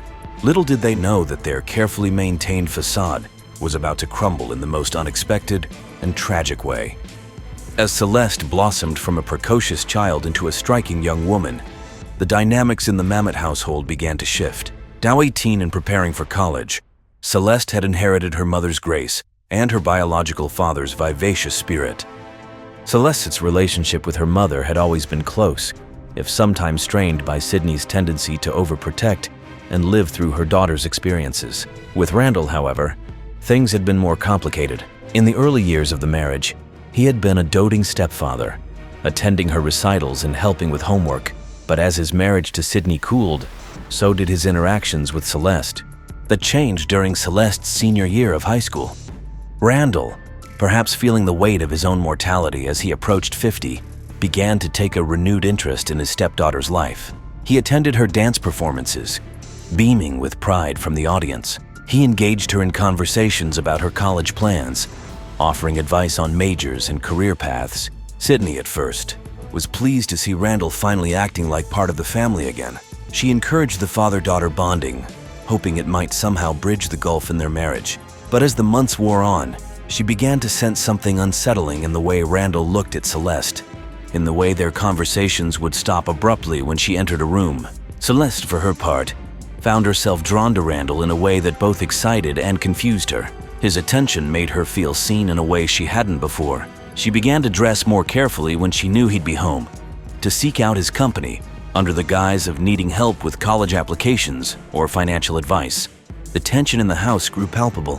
Family dinners became a minefield of loaded glances and double entendres. Sydney watched with growing unease as her daughter and husband orbited each other, their gravitational pull seeming to exclude her entirely. As Celeste's high school graduation approached, the Mamet house was a powder keg of unspoken desires and simmering resentments. None of them could have predicted the explosion that was to come, or the devastating aftermath that would follow. The line between appropriate stepfather-stepdaughter affection and something more sinister was crossed on a rainy night in April, just weeks before Celeste's graduation. Sydney was out of town for a charity event, leaving Randall and Celeste alone in the house. They had settled in to watch a movie, a bottle of wine between them. Randall reasoning that at 18, Celeste was old enough for a glass or two under parental supervision. As the wine flowed and the storm raged outside, their inhibitions lowered. Celeste, emboldened by alcohol and the charged atmosphere, confessed to Randall that she had always found him attractive. Randall, his judgment clouded and his loneliness overwhelming, responded not with the fatherly dismissal he should have, but with a confession of his own growing feelings. One touch led to another, and soon they found themselves entangled on the couch, years of suppressed attraction exploding into a passionate encounter. The next morning brought with it shame, confusion, and the thrill of forbidden fruit tasted.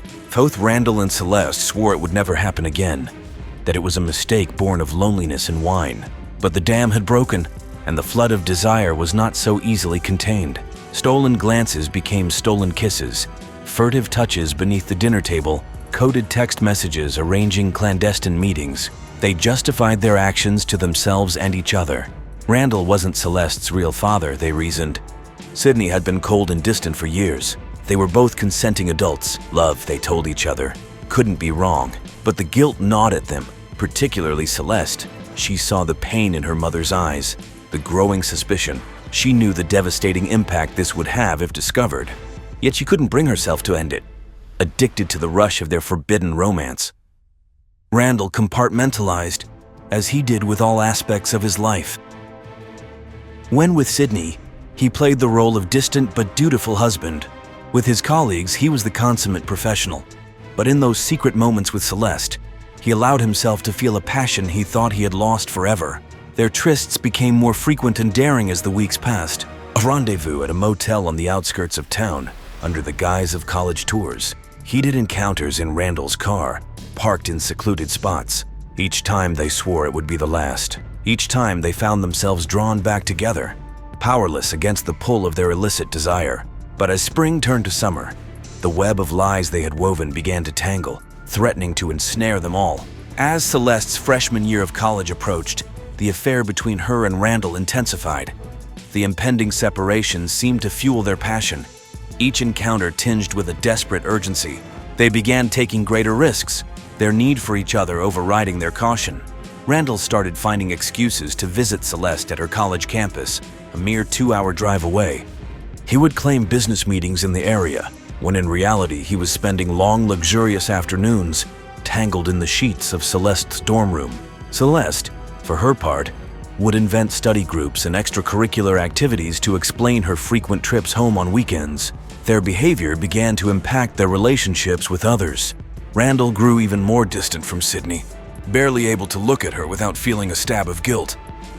He threw himself into his work with renewed vigor, using it as both an escape and an excuse for his absences. Celeste struggled to connect with her college peers, always holding back, always guarding her explosive secret.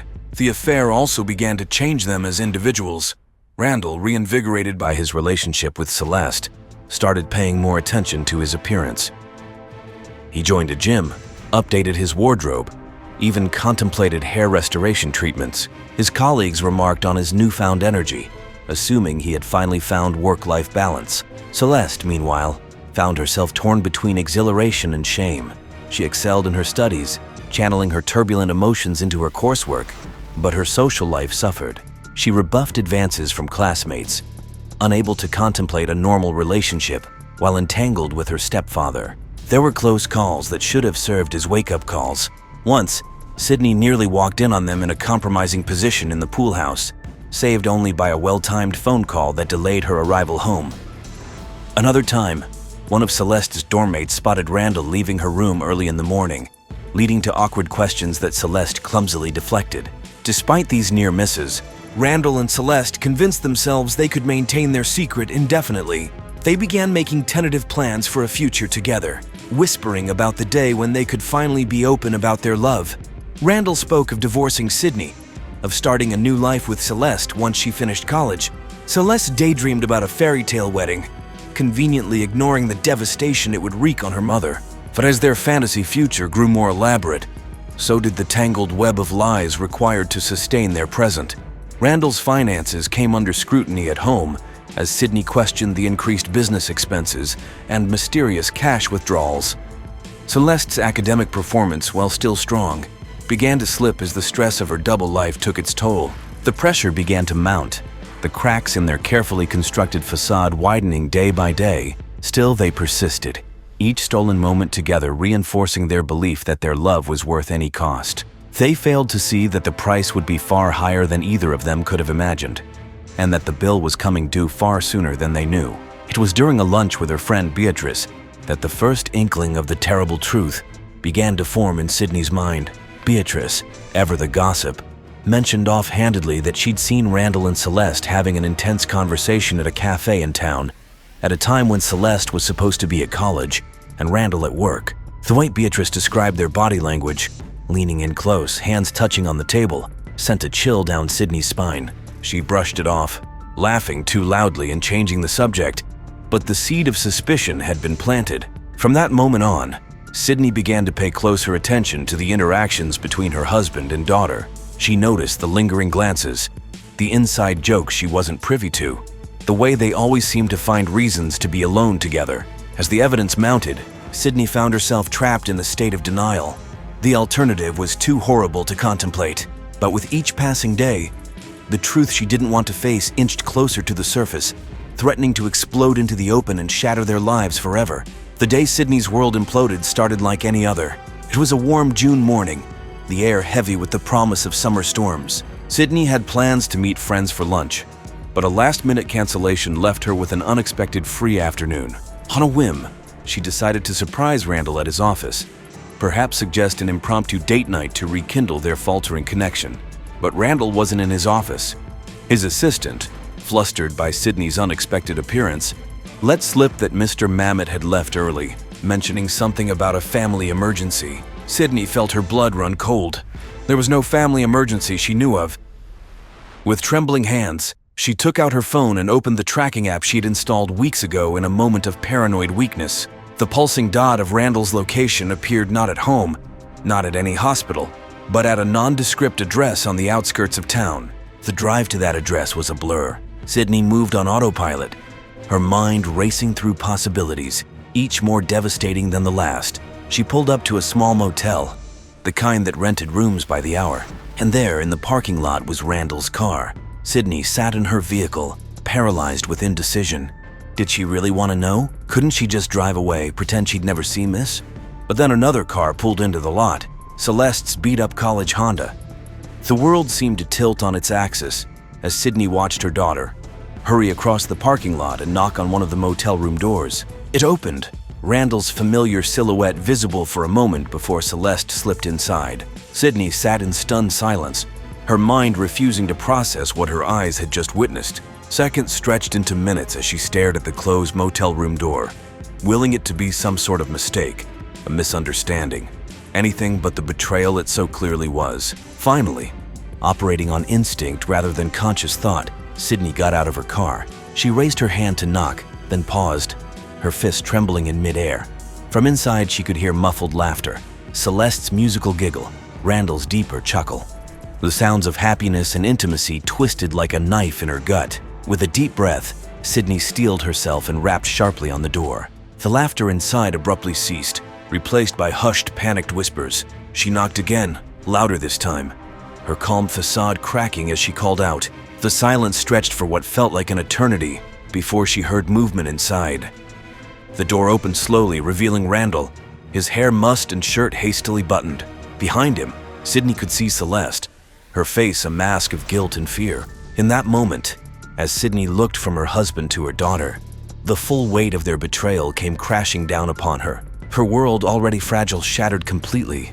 The tension in the small motel room was suffocating as Sydney stepped inside, her eyes darting between Randall and Celeste. For a long moment, no one spoke. The only sound was the hum of the ancient air conditioner and the pounding of Sydney's heart in her ears. Randall was the first to break the silence, his voice strained as he attempted to explain. But Sydney cut him off, her voice eerily calm. Randall stepped forward, attempting to shield Celeste. "Sydney, please. This isn't Celeste's fault." A harsh laugh escaped Sydney's lips. The argument escalated quickly, years of pent-up resentment and betrayal pouring out. Accusations flew back and forth. Sydney accused Randall of grooming Celeste, of taking advantage of her youth and innocence. Randall defended their relationship, insisting it was real love, that Celeste is an adult now. Celeste, caught between her mother and the man she thought she loved, tried desperately to mediate. She pleaded with Sydney to understand, swore that Randall had never taken advantage of her, that their feelings were mutual. But Sydney was beyond reason. In her eyes, this was the ultimate betrayal, not just of her as a wife, but as a mother. As the shouting reached a fever pitch, Sydney noticed Randall inching towards the bedside table. She saw the glint of metal and realized with a jolt of fear that he was reaching for something. The gun he always kept for protection. Time seemed to slow down. Sydney lunged for Randall, determined to stop him from doing something unthinkable. Celeste, seeing her mother's sudden movement, misinterpreted it as an attack on Randall and tried to intervene. In the ensuing scuffle, the gun went off. The sound of the shot was deafening in the small room. For a moment, everything went still. Then Celeste crumpled to the floor, a red stain blossoming on her shirt. Sydney's scream of anguish shattered the silence. Randall stood frozen, the gun slipping from his nerveless fingers. As Sydney frantically tried to stem the blood flowing from her daughter's wound, the full horror of what had happened began to sink in. Their secret was out, and the consequences were far more devastating than any of them could have imagined. The gunshot at the motel brought a swift response from local law enforcement. Within minutes, the small parking lot was awash in flashing lights as police cars and an ambulance converged on the scene. First responders found a tableau of tragedy in room 114. Celeste lay on the floor, barely clinging to life despite Sydney's desperate attempts to stop the bleeding. Randall Mamet sat slumped in a corner, his eyes vacant, the gun still on the floor where he had dropped it. Sydney, her hands and clothes covered in her daughter's blood, alternated between frantic pleas to the paramedics and incoherent sobs. Detective Liam Donovan, a veteran of the small police force, took charge of the scene. As Celeste was rushed to the hospital, Donovan began the grim task of piecing together what had happened in that motel room. The physical evidence was clear enough. One shot fired, one victim, the gun registered to Randall Mamet. But the why of it all was murkier. Initial questioning of Sydney and Randall yielded conflicting stories, both too distraught to provide a coherent account of events. As news of the shooting spread, the quiet community was rocked by shock and disbelief. The Mamets had always seemed like the perfect family, successful, respected, involved in local charities. The idea that such violence could erupt among them was almost inconceivable to their neighbors and friends. In the days that followed, as Celeste fought for her life in the ICU, Detective Donovan and his team worked tirelessly to unravel the truth. They combed through phone records, interviewed friends and colleagues, and dug into the family's background. Slowly, a picture began to emerge of a family not nearly as perfect as their polished exterior suggested. As Detective Donovan delved deeper into the Mamet case, the facade of the perfect family crumbled rapidly. Interviews with family friends and colleagues painted a picture of a marriage long devoid of love, held together by appearances and financial convenience. Beatrice Whitaker, Sydney's closest friend, provided crucial information about Sydney's growing suspicions in the months leading up to the shooting. She recounted tearful lunches where Sydney had confided her fears about Randall's possible infidelity, never suspecting the true nature of his betrayal. Randall's co-workers described a man who had seemed rejuvenated in recent months, speaking often of a new love in his life. They had assumed he was having a typical midlife crisis affair, never imagining the object of his affection was his own stepdaughter. But it was Celeste's college roommate who provided the most damning evidence. Once assured of police confidentiality, Zoe shared a trove of text messages Celeste had sent her, detailing the affair with Randall in the sort of giddy, love-struck language typical of a young woman in the throes of what she believed to be true love. The digital trail proved to be a goldmine for investigators. Subpoenaed phone records showed hundreds of calls and messages between Randall and Celeste, often at odd hours. Financial records showed a pattern of expensive gifts from Randall to Celeste, jewelry, designer clothes, even a car, all carefully hidden from Sydney. There were records of hotel stays, weekend getaways disguised as business trips or college visits. As the evidence mounted, the full extent of Randall and Celeste's deception became clear. This was no sudden passion, no momentary lapse in judgment. Their affair had been going on for over a year, meticulously planned and hidden from Sydney and the world. The revelation of the affair shed new light on the events in the motel room. What had first appeared to be a case of accidental discharge during a heated argument now looked more like a potential crime of passion. As Celeste slowly recovered in the hospital, the question on everyone's mind was, who had really pulled the trigger? Was it Randall attempting to silence Celeste to save himself? Sydney in a fit of rage at their betrayal? Or Celeste herself, overcome with guilt and shame when confronted by her mother? The truth, Detective Donovan suspected, might be more complex than any of them had initially thought. District Attorney took personal charge of the case. After reviewing the evidence gathered by Detective Donovan and his team, she made the decision to charge both Randall and Sydney Mamet with attempted murder. Randall, once the picture of corporate success, appeared haggard and defeated in his orange jumpsuit. His defense team, led by high-powered attorney Xavier Brockton, argued that the shooting had been a tragic accident, the result of a struggle for the gun during a heated family argument. Sydney, by contrast, seemed to have aged years in the weeks since the incident. Her lawyer painted her as a victim, a woman betrayed by her husband and daughter, who had acted in self-defense when she believed Randall was reaching for the gun to silence them both. The question of Celeste's role in the incident loomed large over the proceedings. As the only witness to the shooting besides her parents, her testimony would be crucial. But Celeste, still recovering from her injuries, had so far invoked her Fifth Amendment rights, refusing to testify against either parent. In the end, Randall Mamet accepted the plea deal. In a hushed courtroom, he pleaded guilty to aggravated assault, receiving a sentence of 10 years in prison. As he was led away in handcuffs, he locked eyes with Sydney one last time, a look that spoke volumes about the pain, betrayal, and regret that had torn their family apart. Sydney, charges against her dropped, left the courthouse a free woman, but one irrevocably changed by the ordeal. Within months, She had sold the family home and moved out of state, seeking a fresh start away from the whispers and sidelong glances. Celeste, once she recovered from her physical wounds, faced the daunting task of healing her emotional and psychological scars. She withdrew from college, entering intensive therapy to deal with the trauma of the shooting and the complicated emotions surrounding her relationship with Randall. Her relationship with Sydney remained strained, the breach of trust between mother and daughter, a chasm not easily bridged. The Mamet case faded from the national spotlight, but its impact lingered. It served as a cautionary tale, a reminder that even the most picture-perfect families can harbor dark secrets.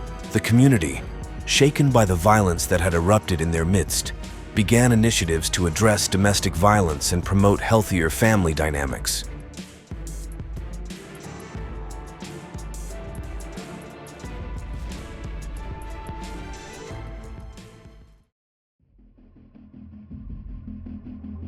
Born Celeste DuPont in a small Louisiana town, the woman who would become Madame Celeste had a childhood steeped in poverty and superstition.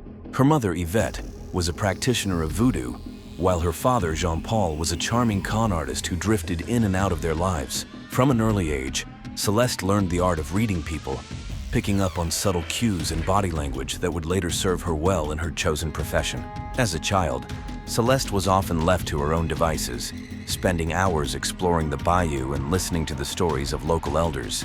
She was particularly drawn to tales of the supernatural, soaking up every bit of folklore and mysticism she could find. It was during this time that she first claimed to have visions, describing vivid dreams that seemed to predict future events. As she entered her teenage years, Celeste's natural beauty and newfound abilities made her the talk of the town. She began to hold seances for her classmates, charging small fees for her services. It was during one of these sessions that she met Thomas, a charismatic drifter who recognized her talent for deception. Together, they embarked on a series of small-time cons across the South, posing as faith healers and fortune tellers. Their partnership, both romantic and professional, lasted for several years until a scam went wrong. Thomas was arrested, but Celeste managed to evade the authorities. It was then that she decided to reinvent herself, dyeing her hair and adopting the persona of Madame Celeste, the mysterious psychic from Europe.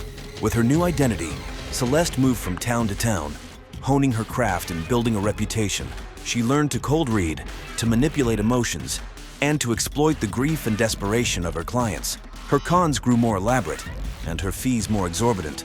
It was in Aviara Cove that Madame Celeste set up her most ambitious operation yet. Little did she know that her pursuit of true supernatural power would lead her down a path of no return, culminating in a crime that would shake the foundations of her carefully constructed world. Robert and Elizabeth Morin were the epitome of old money and social grace. Their sprawling estate on the outskirts of Aviara Cove was a testament to generations of wealth accumulated through shrewd investments and inherited fortune. Robert, in his early 60s, had made a name for himself in the world of finance, while Elizabeth was known for her philanthropic efforts and impeccable taste. The Morins had moved to Aviara Cove 5 years ago, seeking a quieter life away from the bustle of New York City. They quickly became pillars of the community, hosting lavish charity galas and contributing generously to local causes. Their fairy tale romance and seemingly perfect life were the envy of many in town. However, beneath the polished exterior lay a web of secrets and unfulfilled desires. Robert, despite his business acumen, harbored a deep-seated fear of losing everything he had worked for. This paranoia led him to make increasingly risky investments, seeking to multiply his wealth to ensure his legacy. Elizabeth, on the other hand, struggled with the loss of her twin sister in a car accident years ago, an event that left her with a profound sense of guilt and a desperate need for closure. It was Elizabeth who first heard of Madame Celeste through the town's gossip mill. Initially skeptical, she found herself drawn to the idea of communicating with her lost sister. Robert, ever the pragmatist, dismissed the notion of psychics and mediums as nonsense, but as he watched his wife sink deeper into melancholy, he reluctantly agreed to accompany her to a session with the renowned psychic. The Morins' decision to seek out Madame Celeste would prove to be fateful. Their wealth, combined with their emotional vulnerabilities, made them the perfect marks for the cunning psychic. As they made there for their first appointment, neither Robert nor Elizabeth could have imagined the dark turn their lives were about to take. They were about to step into a world where their deepest fears and most fervent hopes would be used against them, setting in motion a chain of events that would end in bloodshed and horror. The first meeting between Madame Celeste and the Morans took place on a crisp autumn evening. As the couple entered the dimly lit parlor, they were immediately enveloped by the heady scent of incense and the soft glow of candles. Madame Celeste, resplendent in a deep purple gown adorned with silver stars, greeted them with a knowing smile that seemed to pierce their very souls. Elizabeth, her eyes wide with a mix of hope and trepidation, spoke first. "Madame Celeste, I've heard so much about you and we hope you can help us." The psychic's gaze lingered on Elizabeth, noting the slight tremor in her voice and the way she clutched her husband's arm. Without missing a beat, Madame Celeste responded, "The spirits have been expecting you, my dear. I sense a great loss in your past, a piece of yourself torn away." Elizabeth gasped, her grip on Robert tightening. Robert, meanwhile, remained stoic, his skepticism evident in the tight set of his jaw. Madame Celeste turned her attention to him, her voice taking on a more authoritative tone. "And you, sir, carry the weight of many responsibilities. The future weighs heavily on your mind."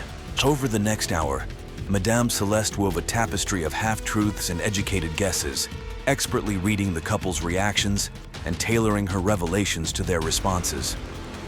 She spoke of Elizabeth's sister, describing her with just enough accuracy to be convincing, and hinted at messages from beyond the veil. For Robert, she alluded to business opportunities and potential pitfalls, her vague prophecies playing into his financial anxieties. By the end of the session, Elizabeth was in tears, feeling a connection to her lost sister that she hadn't experienced in years. Even Robert, despite his initial skepticism, found himself unsettled by the accuracy of some of Madame Celeste's insights. As they left, both agreed to return for further consultations. Over the next few weeks, the Morans became regular visitors. Madame Celeste carefully cultivated their trust, each session revealing just enough to keep them coming back for more. She began to suggest more elaborate rituals and expensive offerings to enhance their connection to the spirit world. For Elizabeth, these sessions became a lifeline, a way to assuage her guilt and find peace. Robert, while still harboring doubts, couldn't deny the positive change in his wife's demeanor. Slowly but surely, Madame Celeste was weaving her web around the wealthy couple, drawing them deeper into her world of shadows and secrets. Little did the Morans know that with each visit, they were inching closer to a fate far darker than they could have ever imagined. Madame Celeste's demands became more extravagant with each passing day.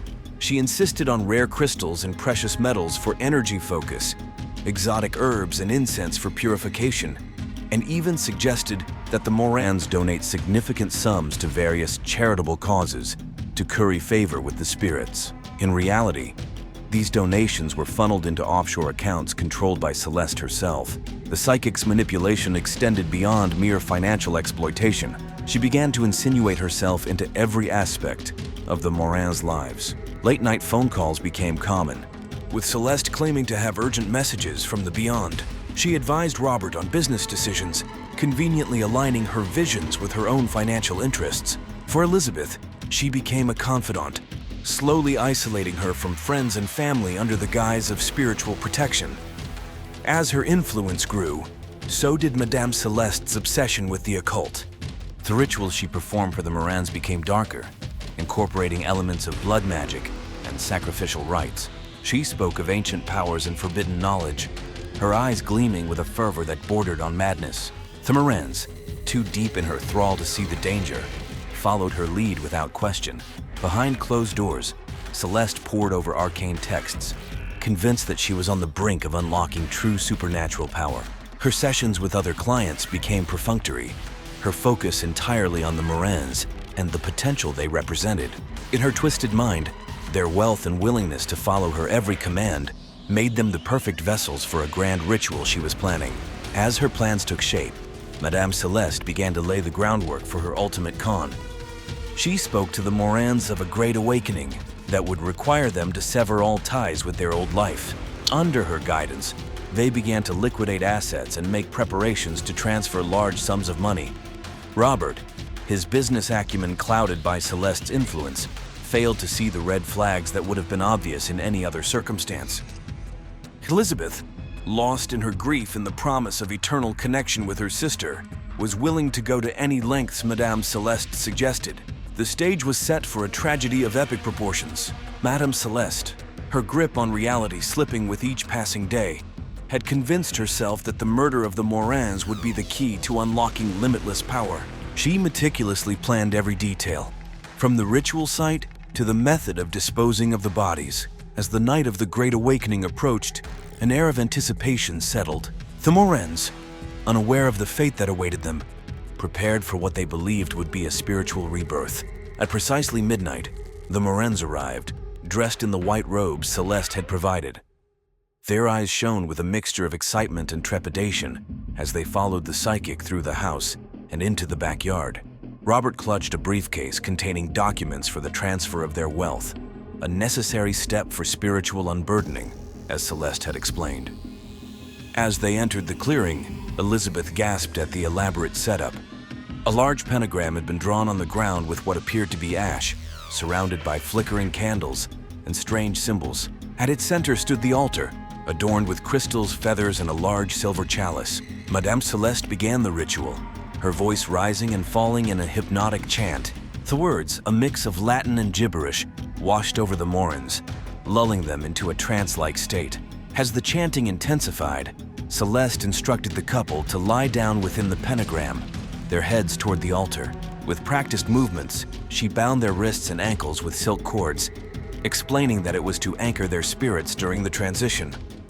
The Morans offered no resistance, their minds clouded by the intoxicating blend of incense and blind faith. As the ritual reached its climax, Madame Celeste's demeanor changed. The mask of the benevolent spiritual guide slipped away, revealing the cold, calculating eyes of a killer. From beneath the altar, she retrieved an ornate dagger, its blade glinting in the moonlight. Elizabeth was the first to realize something was terribly wrong. She began to struggle against her bonds, her voice rising in panic. Robert, shaken from his stupor by his wife's cries, demanded to know what was happening, but it was too late. With swift, brutal efficiency, Madame Celeste plunged the dagger into Elizabeth's chest. The woman's scream was cut short as blood bubbled from her lips. Robert roared in anguish and fury, thrashing wildly against his restraints. Celeste turned to him, her face spattered with his wife's blood, and brought the dagger down again and again. In the ensuing silence, broken only by the gurgling of the dying couple, Madame Celeste began to collect their blood in the silver chalice. Her movements were methodical, almost reverent, as she muttered incantations under her breath. She truly believed that this act of supreme sacrifice would grant her the power she had long sought. As life ebbed from the Morans, Madame Celeste completed her grisly task. She dipped her fingers in the blood-filled chalice and began to draw symbols on her own skin, her eyes wild with a terrible ecstasy. In her madness, she failed to notice the faint sound of sirens in the distance. The ritual concluded. Celeste stood over the bodies of her victims, arms outstretched, waiting for the rush of power she was certain would come.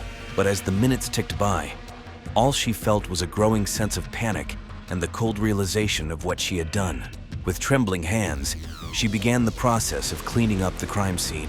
She had planned for this, but the reality of disposing of two bodies was far more daunting than she had anticipated. As she dragged the corpses towards a pre-dug grave deeper in the woods, her mind raced with plans to secure the Morans' wealth and flee Aviara Cove. In the pale light of dawn, Madame Celeste surveyed the scene of her gruesome crime. The once pristine clearing was now a tableau of horror, with blood-soaked earth and the lingering stench of death. She had managed to bury the bodies of Robert and Elizabeth Moran in the deep grave she had prepared, but evidence of the murder still littered the area. With a growing sense of panic, Celeste began the painstaking process of erasing all traces of the night's events. She gathered the blood-stained robes, the ritual implements, and the now empty chalice, stuffing them into heavy garbage bags.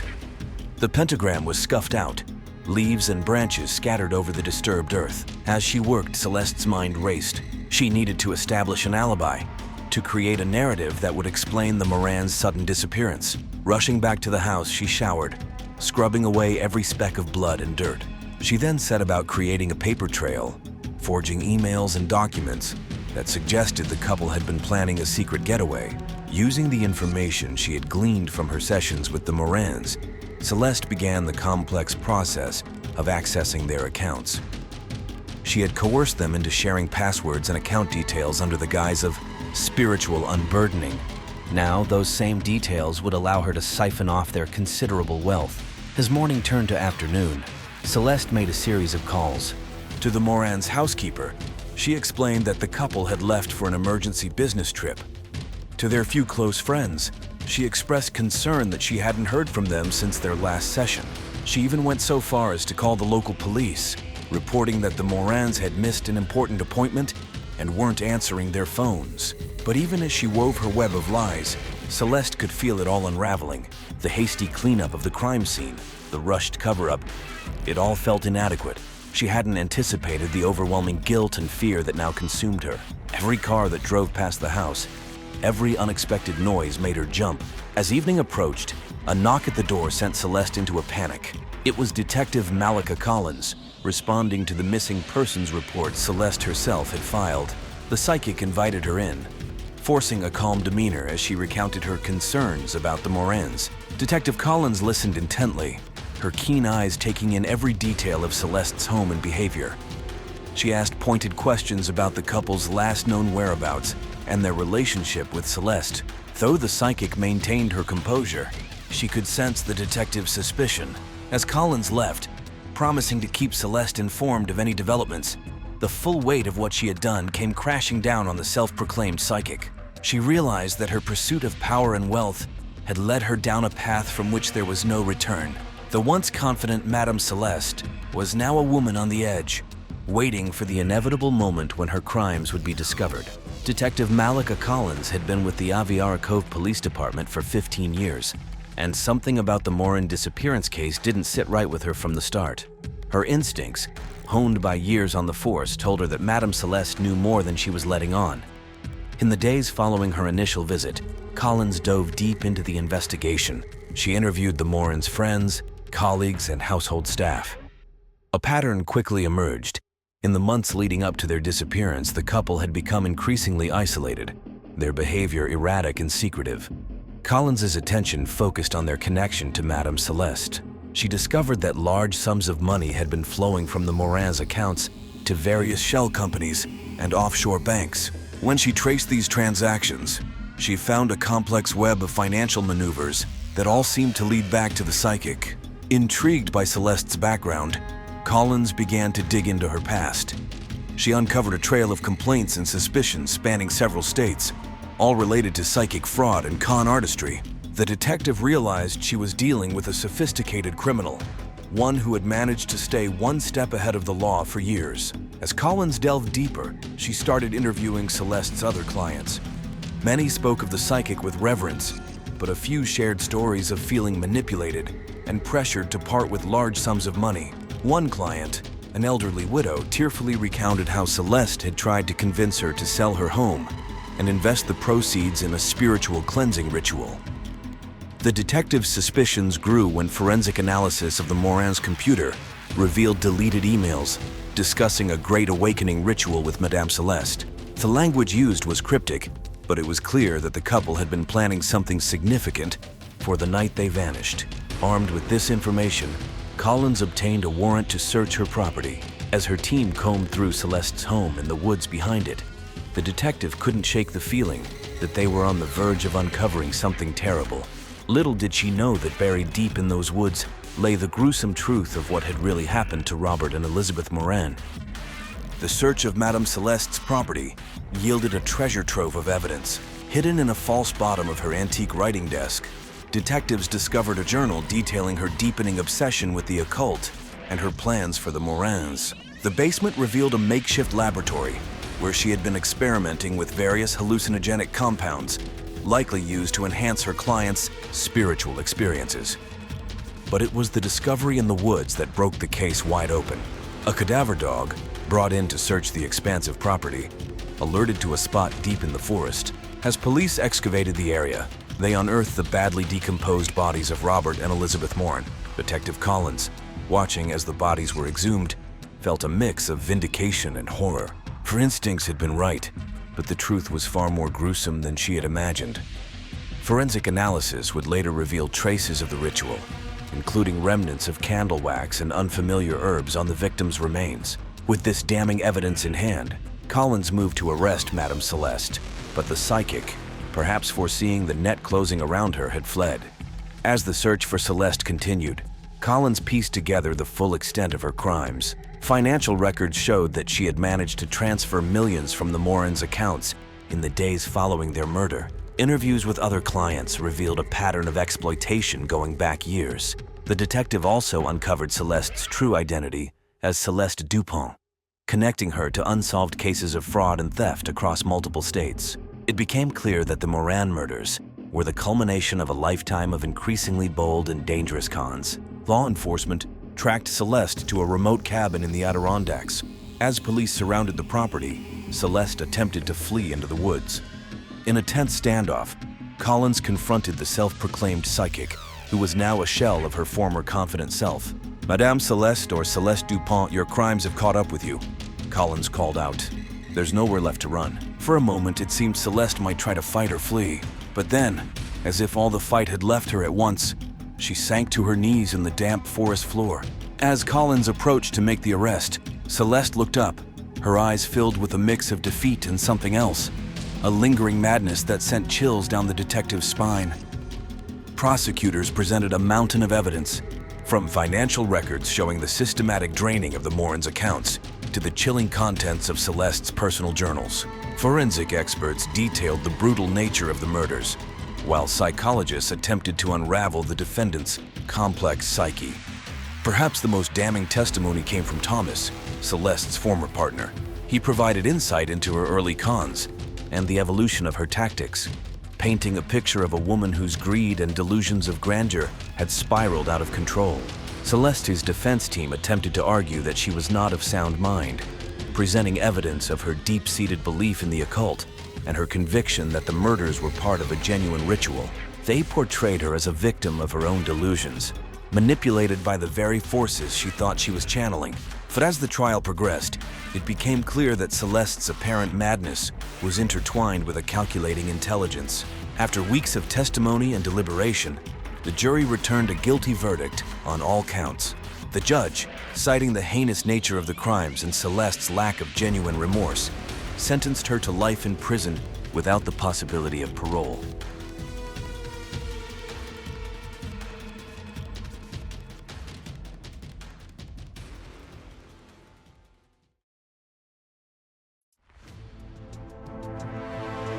Emily Parker was born and raised in the quiet town of Maplewood, Ohio. Her parents, Richard and Ann Parker, were well-respected members of the community. Richard owned a local hardware store, while Ann was a nurse at the nearby hospital. Emily, the middle child with an older brother, Jack, and a younger sister, Sarah, was the apple of her parents' eyes. From an early age, Emily exhibited a zest for life. She was an exceptional student, excelling in her studies and participating in various extracurricular activities. Her passion for teaching emerged during her high school years, inspired by a history teacher who brought the past to life in vivid detail. Emily pursued her dream by attending Ohio State University, where she earned her degree in education.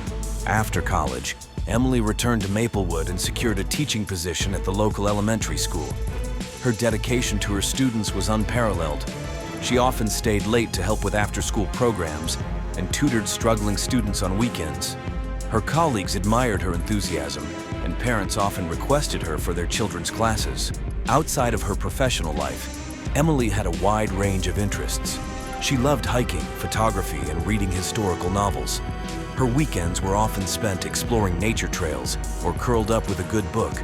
Friends described her as warm, compassionate, and always ready to lend a helping hand. Emily met David Reynolds at a friend's wedding. He was charming, with a quick wit and an easy smile. David, the financial consultant from New York City, was visiting for the wedding. The attraction was immediate, and their whirlwind romance took everyone by surprise. David lavished Emily with attention, expensive gifts, and exotic trips. Their courtship was brief but intense, and within a year, David proposed. Emily, swept off her feet by his charisma and the promise of a glamorous life, said yes.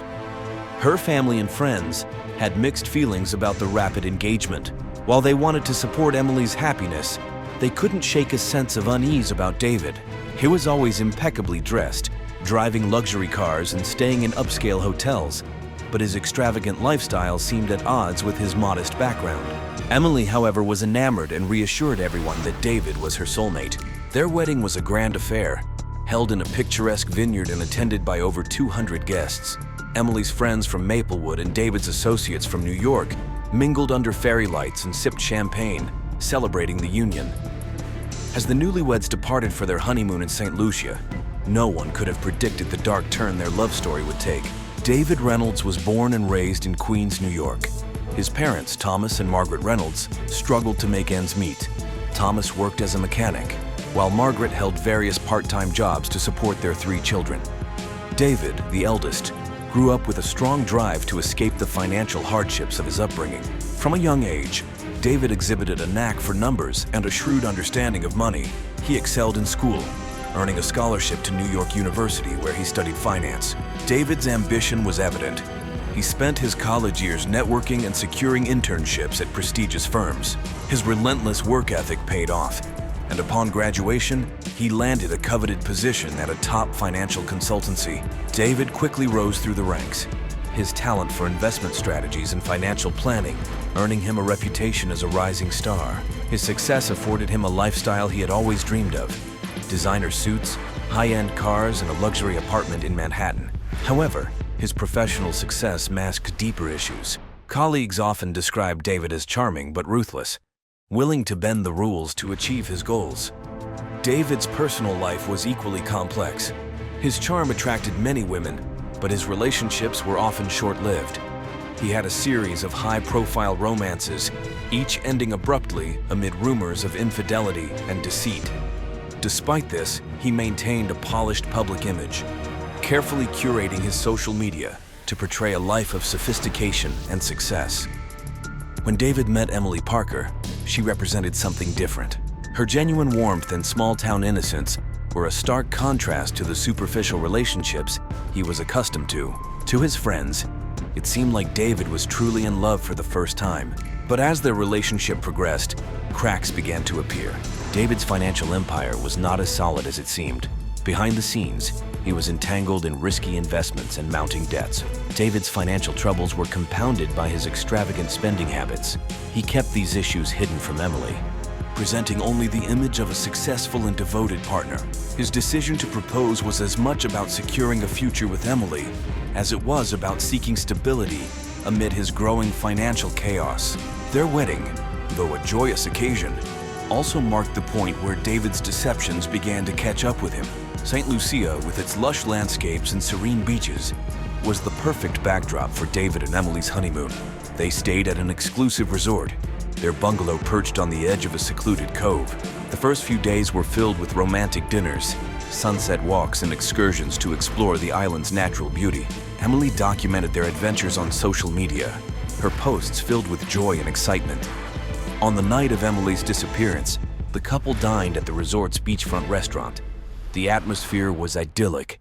Soft music played in the background, and tiki torches flickered in the gentle breeze.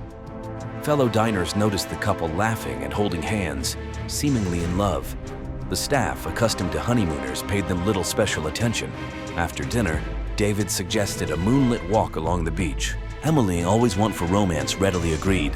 They strolled along the water's edge, the sound of the waves mingling with their conversation. David later recounted that Emily had expressed a desire to take a swim. She slipped off her sandals and waded into the water, the moonlight casting a silver glow on her figure. According to David, he returned to their bungalow to fetch a jacket for Emily. When he came back, she was gone. Panic set in as he searched the beach, calling her name. He alerted the resort staff, who joined the search, but Emily was nowhere to be found. David's distress seemed genuine as he spoke with the resort's manager, his voice cracking and hands trembling. The following morning, the local police were notified. They began an immediate investigation, questioning resort staff and guests. Divers searched the waters near the beach, and sniffer dogs were brought in to track any scent that might lead to Emily. Despite their efforts, no clues emerged. The beach was combed for any personal items, but nothing was found. As the hours turned into days, David's behavior began to attract scrutiny. He appeared genuinely distraught, but there were moments when his composure seemed forced. The police noted his meticulous recounting of events, almost as if rehearsed. Resort staff mentioned his insistence on calling his lawyer soon after Emily's disappearance, which struck them as odd. Witnesses provided conflicting accounts. Some recalled seeing the couple arguing earlier in the day, while others described them as affectionate. A few guests reported hearing raised voices from their bungalow the night before Emily vanished. The police were left with a puzzling mix of evidence and testimonies that painted an inconsistent picture of the couple's final hours together. As the investigation stalled, David's narrative was the only story available. His plea for information was broadcast on news networks, his tearful face becoming the public image of a grieving husband. Yet behind the scenes, Detective Hayes was piecing together a different story, one that hinted at a more sinister truth. Detective Hayes arrived at the resort, greeted by the tropical heat and the sight of tourists enjoying their vacations, seemingly unaware of the drama unfolding. His first step was to interview David Reynolds. Sitting across from him in the resort's lounge, Hayes observed David's demeanor carefully. The man seemed genuinely distraught, but there was an underlying tension that the seasoned detective couldn't ignore. David recounted the events of the night Emily disappeared, his voice steady, but his eyes betraying a flicker of anxiety. Hayes listened intently, asking pointed questions about their activities, their relationship, and any possible reasons Emily might have had to leave suddenly. David's answers were consistent, but Hayes felt they were too polished, as if rehearsed. The detective then spoke with the resort staff and other guests. The accounts varied, some aligning with David's story while others contradicted it. A waitress at the restaurant mentioned that David seemed agitated during dinner, frequently checking his phone. A couple staying in a neighboring bungalow reported hearing an argument late at night, although they couldn't make out the words. Hayes' team searched the couple's bungalow and the surrounding area. They found Emily's belongings neatly packed, her passport and wallet untouched.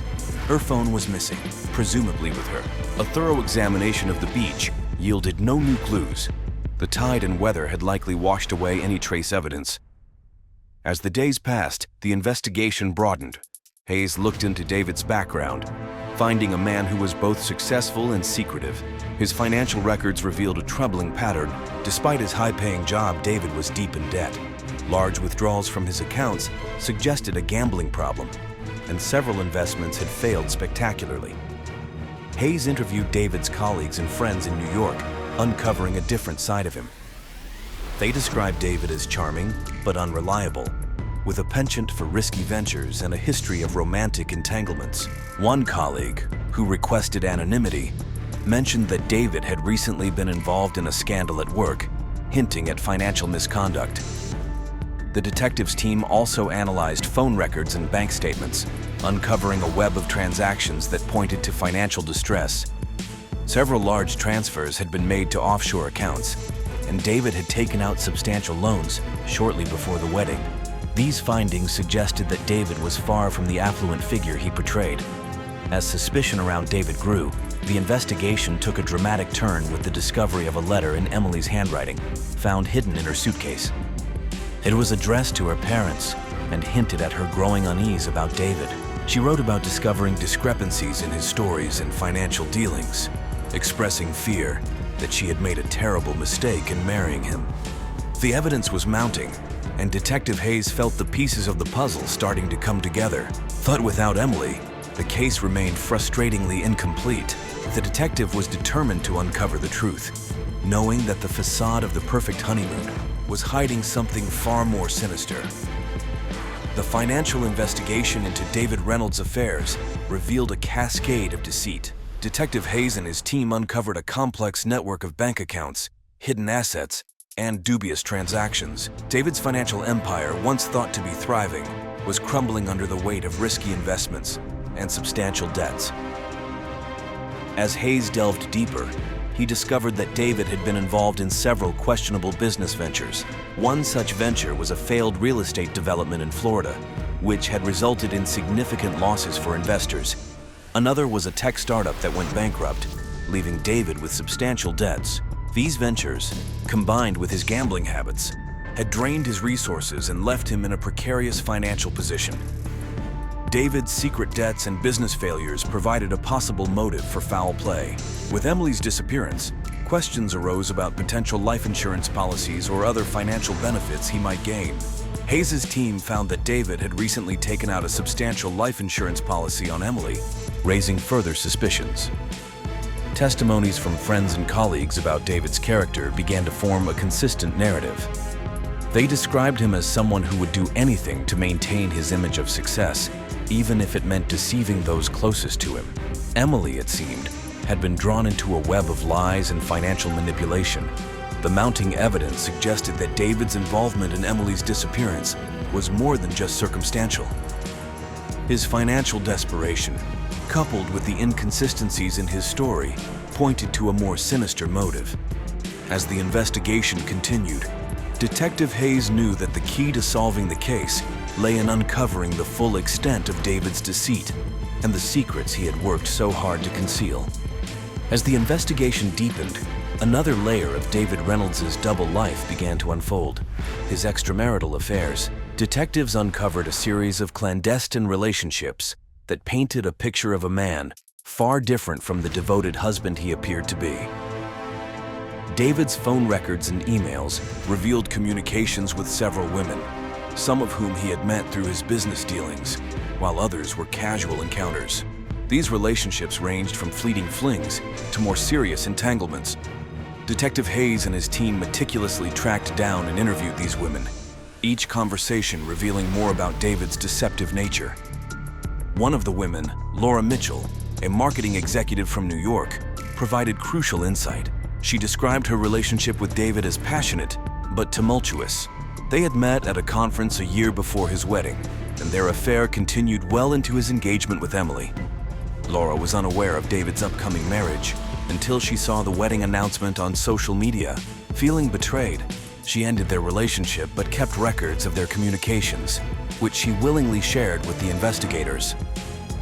Another woman, Jessica Evans, a real estate agent from Miami, had a similar story. She and David had met during one of his business trips, and their affair was marked by lavish gifts and extravagant promises. Jessica, too, was in the dark about David's marital status. She described him as attentive and affectionate, but noted his tendency to vanish for days without explanation. The most damning testimony came from Rachel Turner, a colleague from his firm who had been involved with David for nearly 2 years.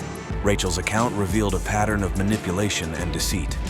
She recounted how David had confided in her about his financial troubles, painting himself as a victim of unfortunate circumstances. Rachel, deeply infatuated with him, had even loaned him money on several occasions, believing his promises to repay her once his investments paid off. These revelations had a profound impact on the case. They not only established a pattern of deceit, but also suggested potential motives for Emily's disappearance. David's affairs indicated a man capable of maintaining multiple lives, each carefully compartmentalized to prevent discovery. His ability to juggle these relationships while hiding his financial troubles from Emily spoke to his skill at deception. Interviews with his past lovers painted a picture of a man driven by a need for validation and material success. They described how David would often speak of his ambitions and dreams, using his charm to elicit sympathy and support. His relationships, both romantic and financial, were tools he used to navigate his increasingly precarious life. The impact of these revelations on the case was significant.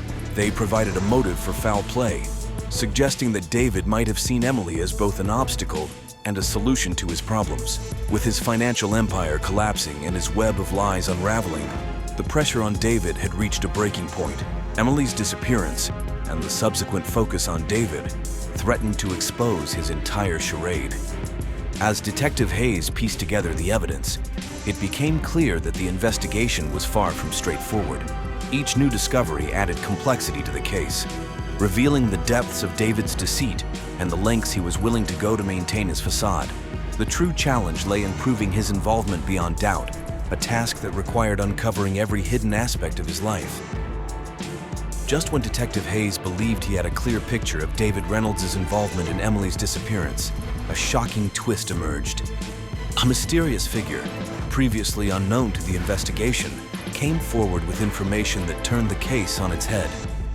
The figure was a man named Alex Carter, a private investigator from New York. Alex contacted Detective Hayes, claiming to have crucial information about David Reynolds and his activities. Intrigued and cautious, Hayes arranged a meeting. In a dimly lit cafe, Alex revealed his connection to the case.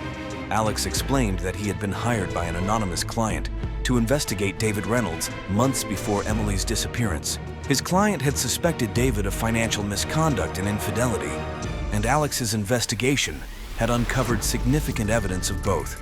He had been tracking David's movements and communications, documenting his secret affairs and shady business dealings. But Alex's most startling revelation was about Emily.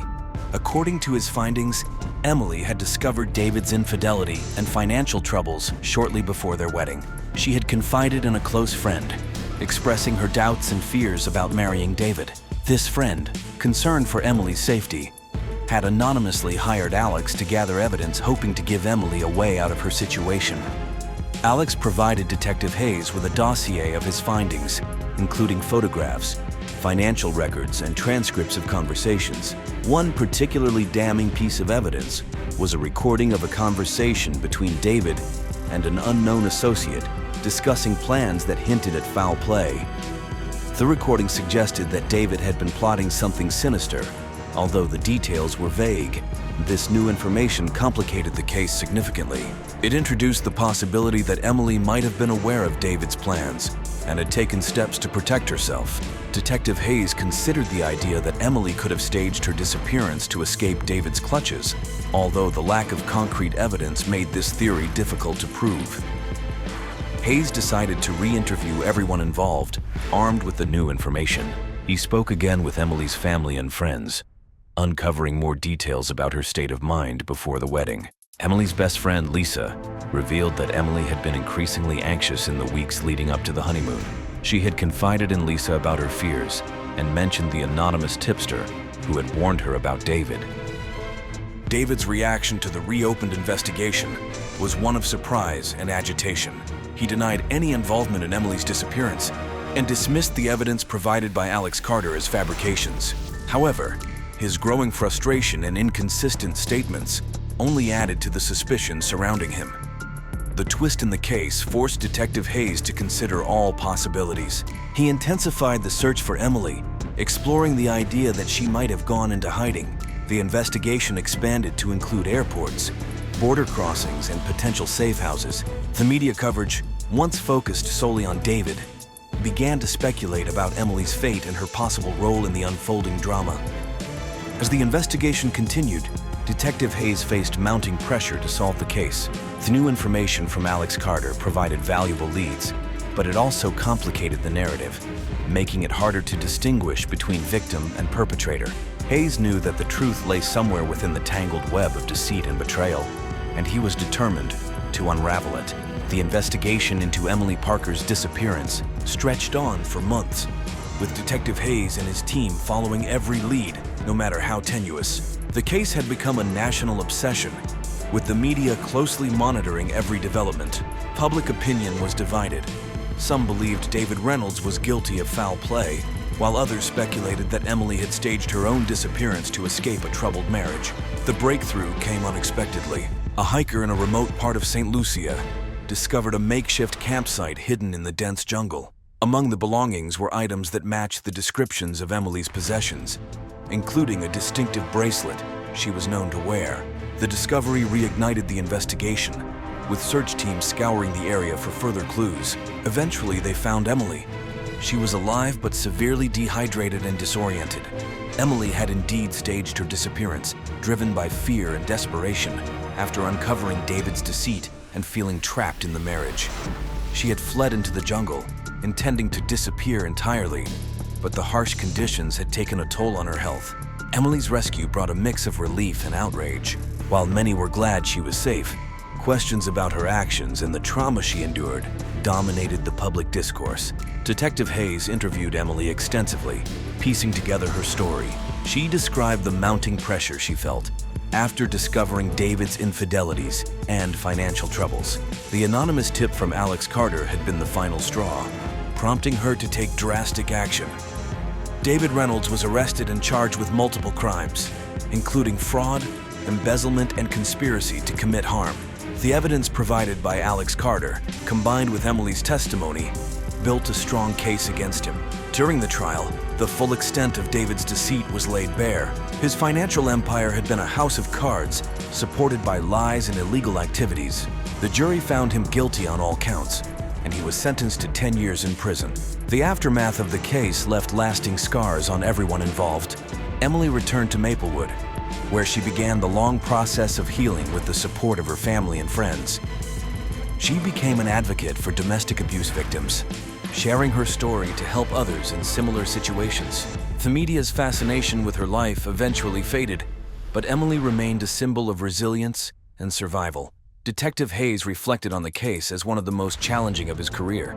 It had been a journey through layers of deception and human frailty, revealing the dark complexities of love, trust, and betrayal. The resolution, while not entirely satisfying, brought a measure of justice and closure to those affected. In the end, the case of Emily Parker's disappearance was a stark reminder that truth can be stranger than fiction, and that beneath the surface of seemingly perfect lives, there can lie a twisted web of secrets waiting to be uncovered.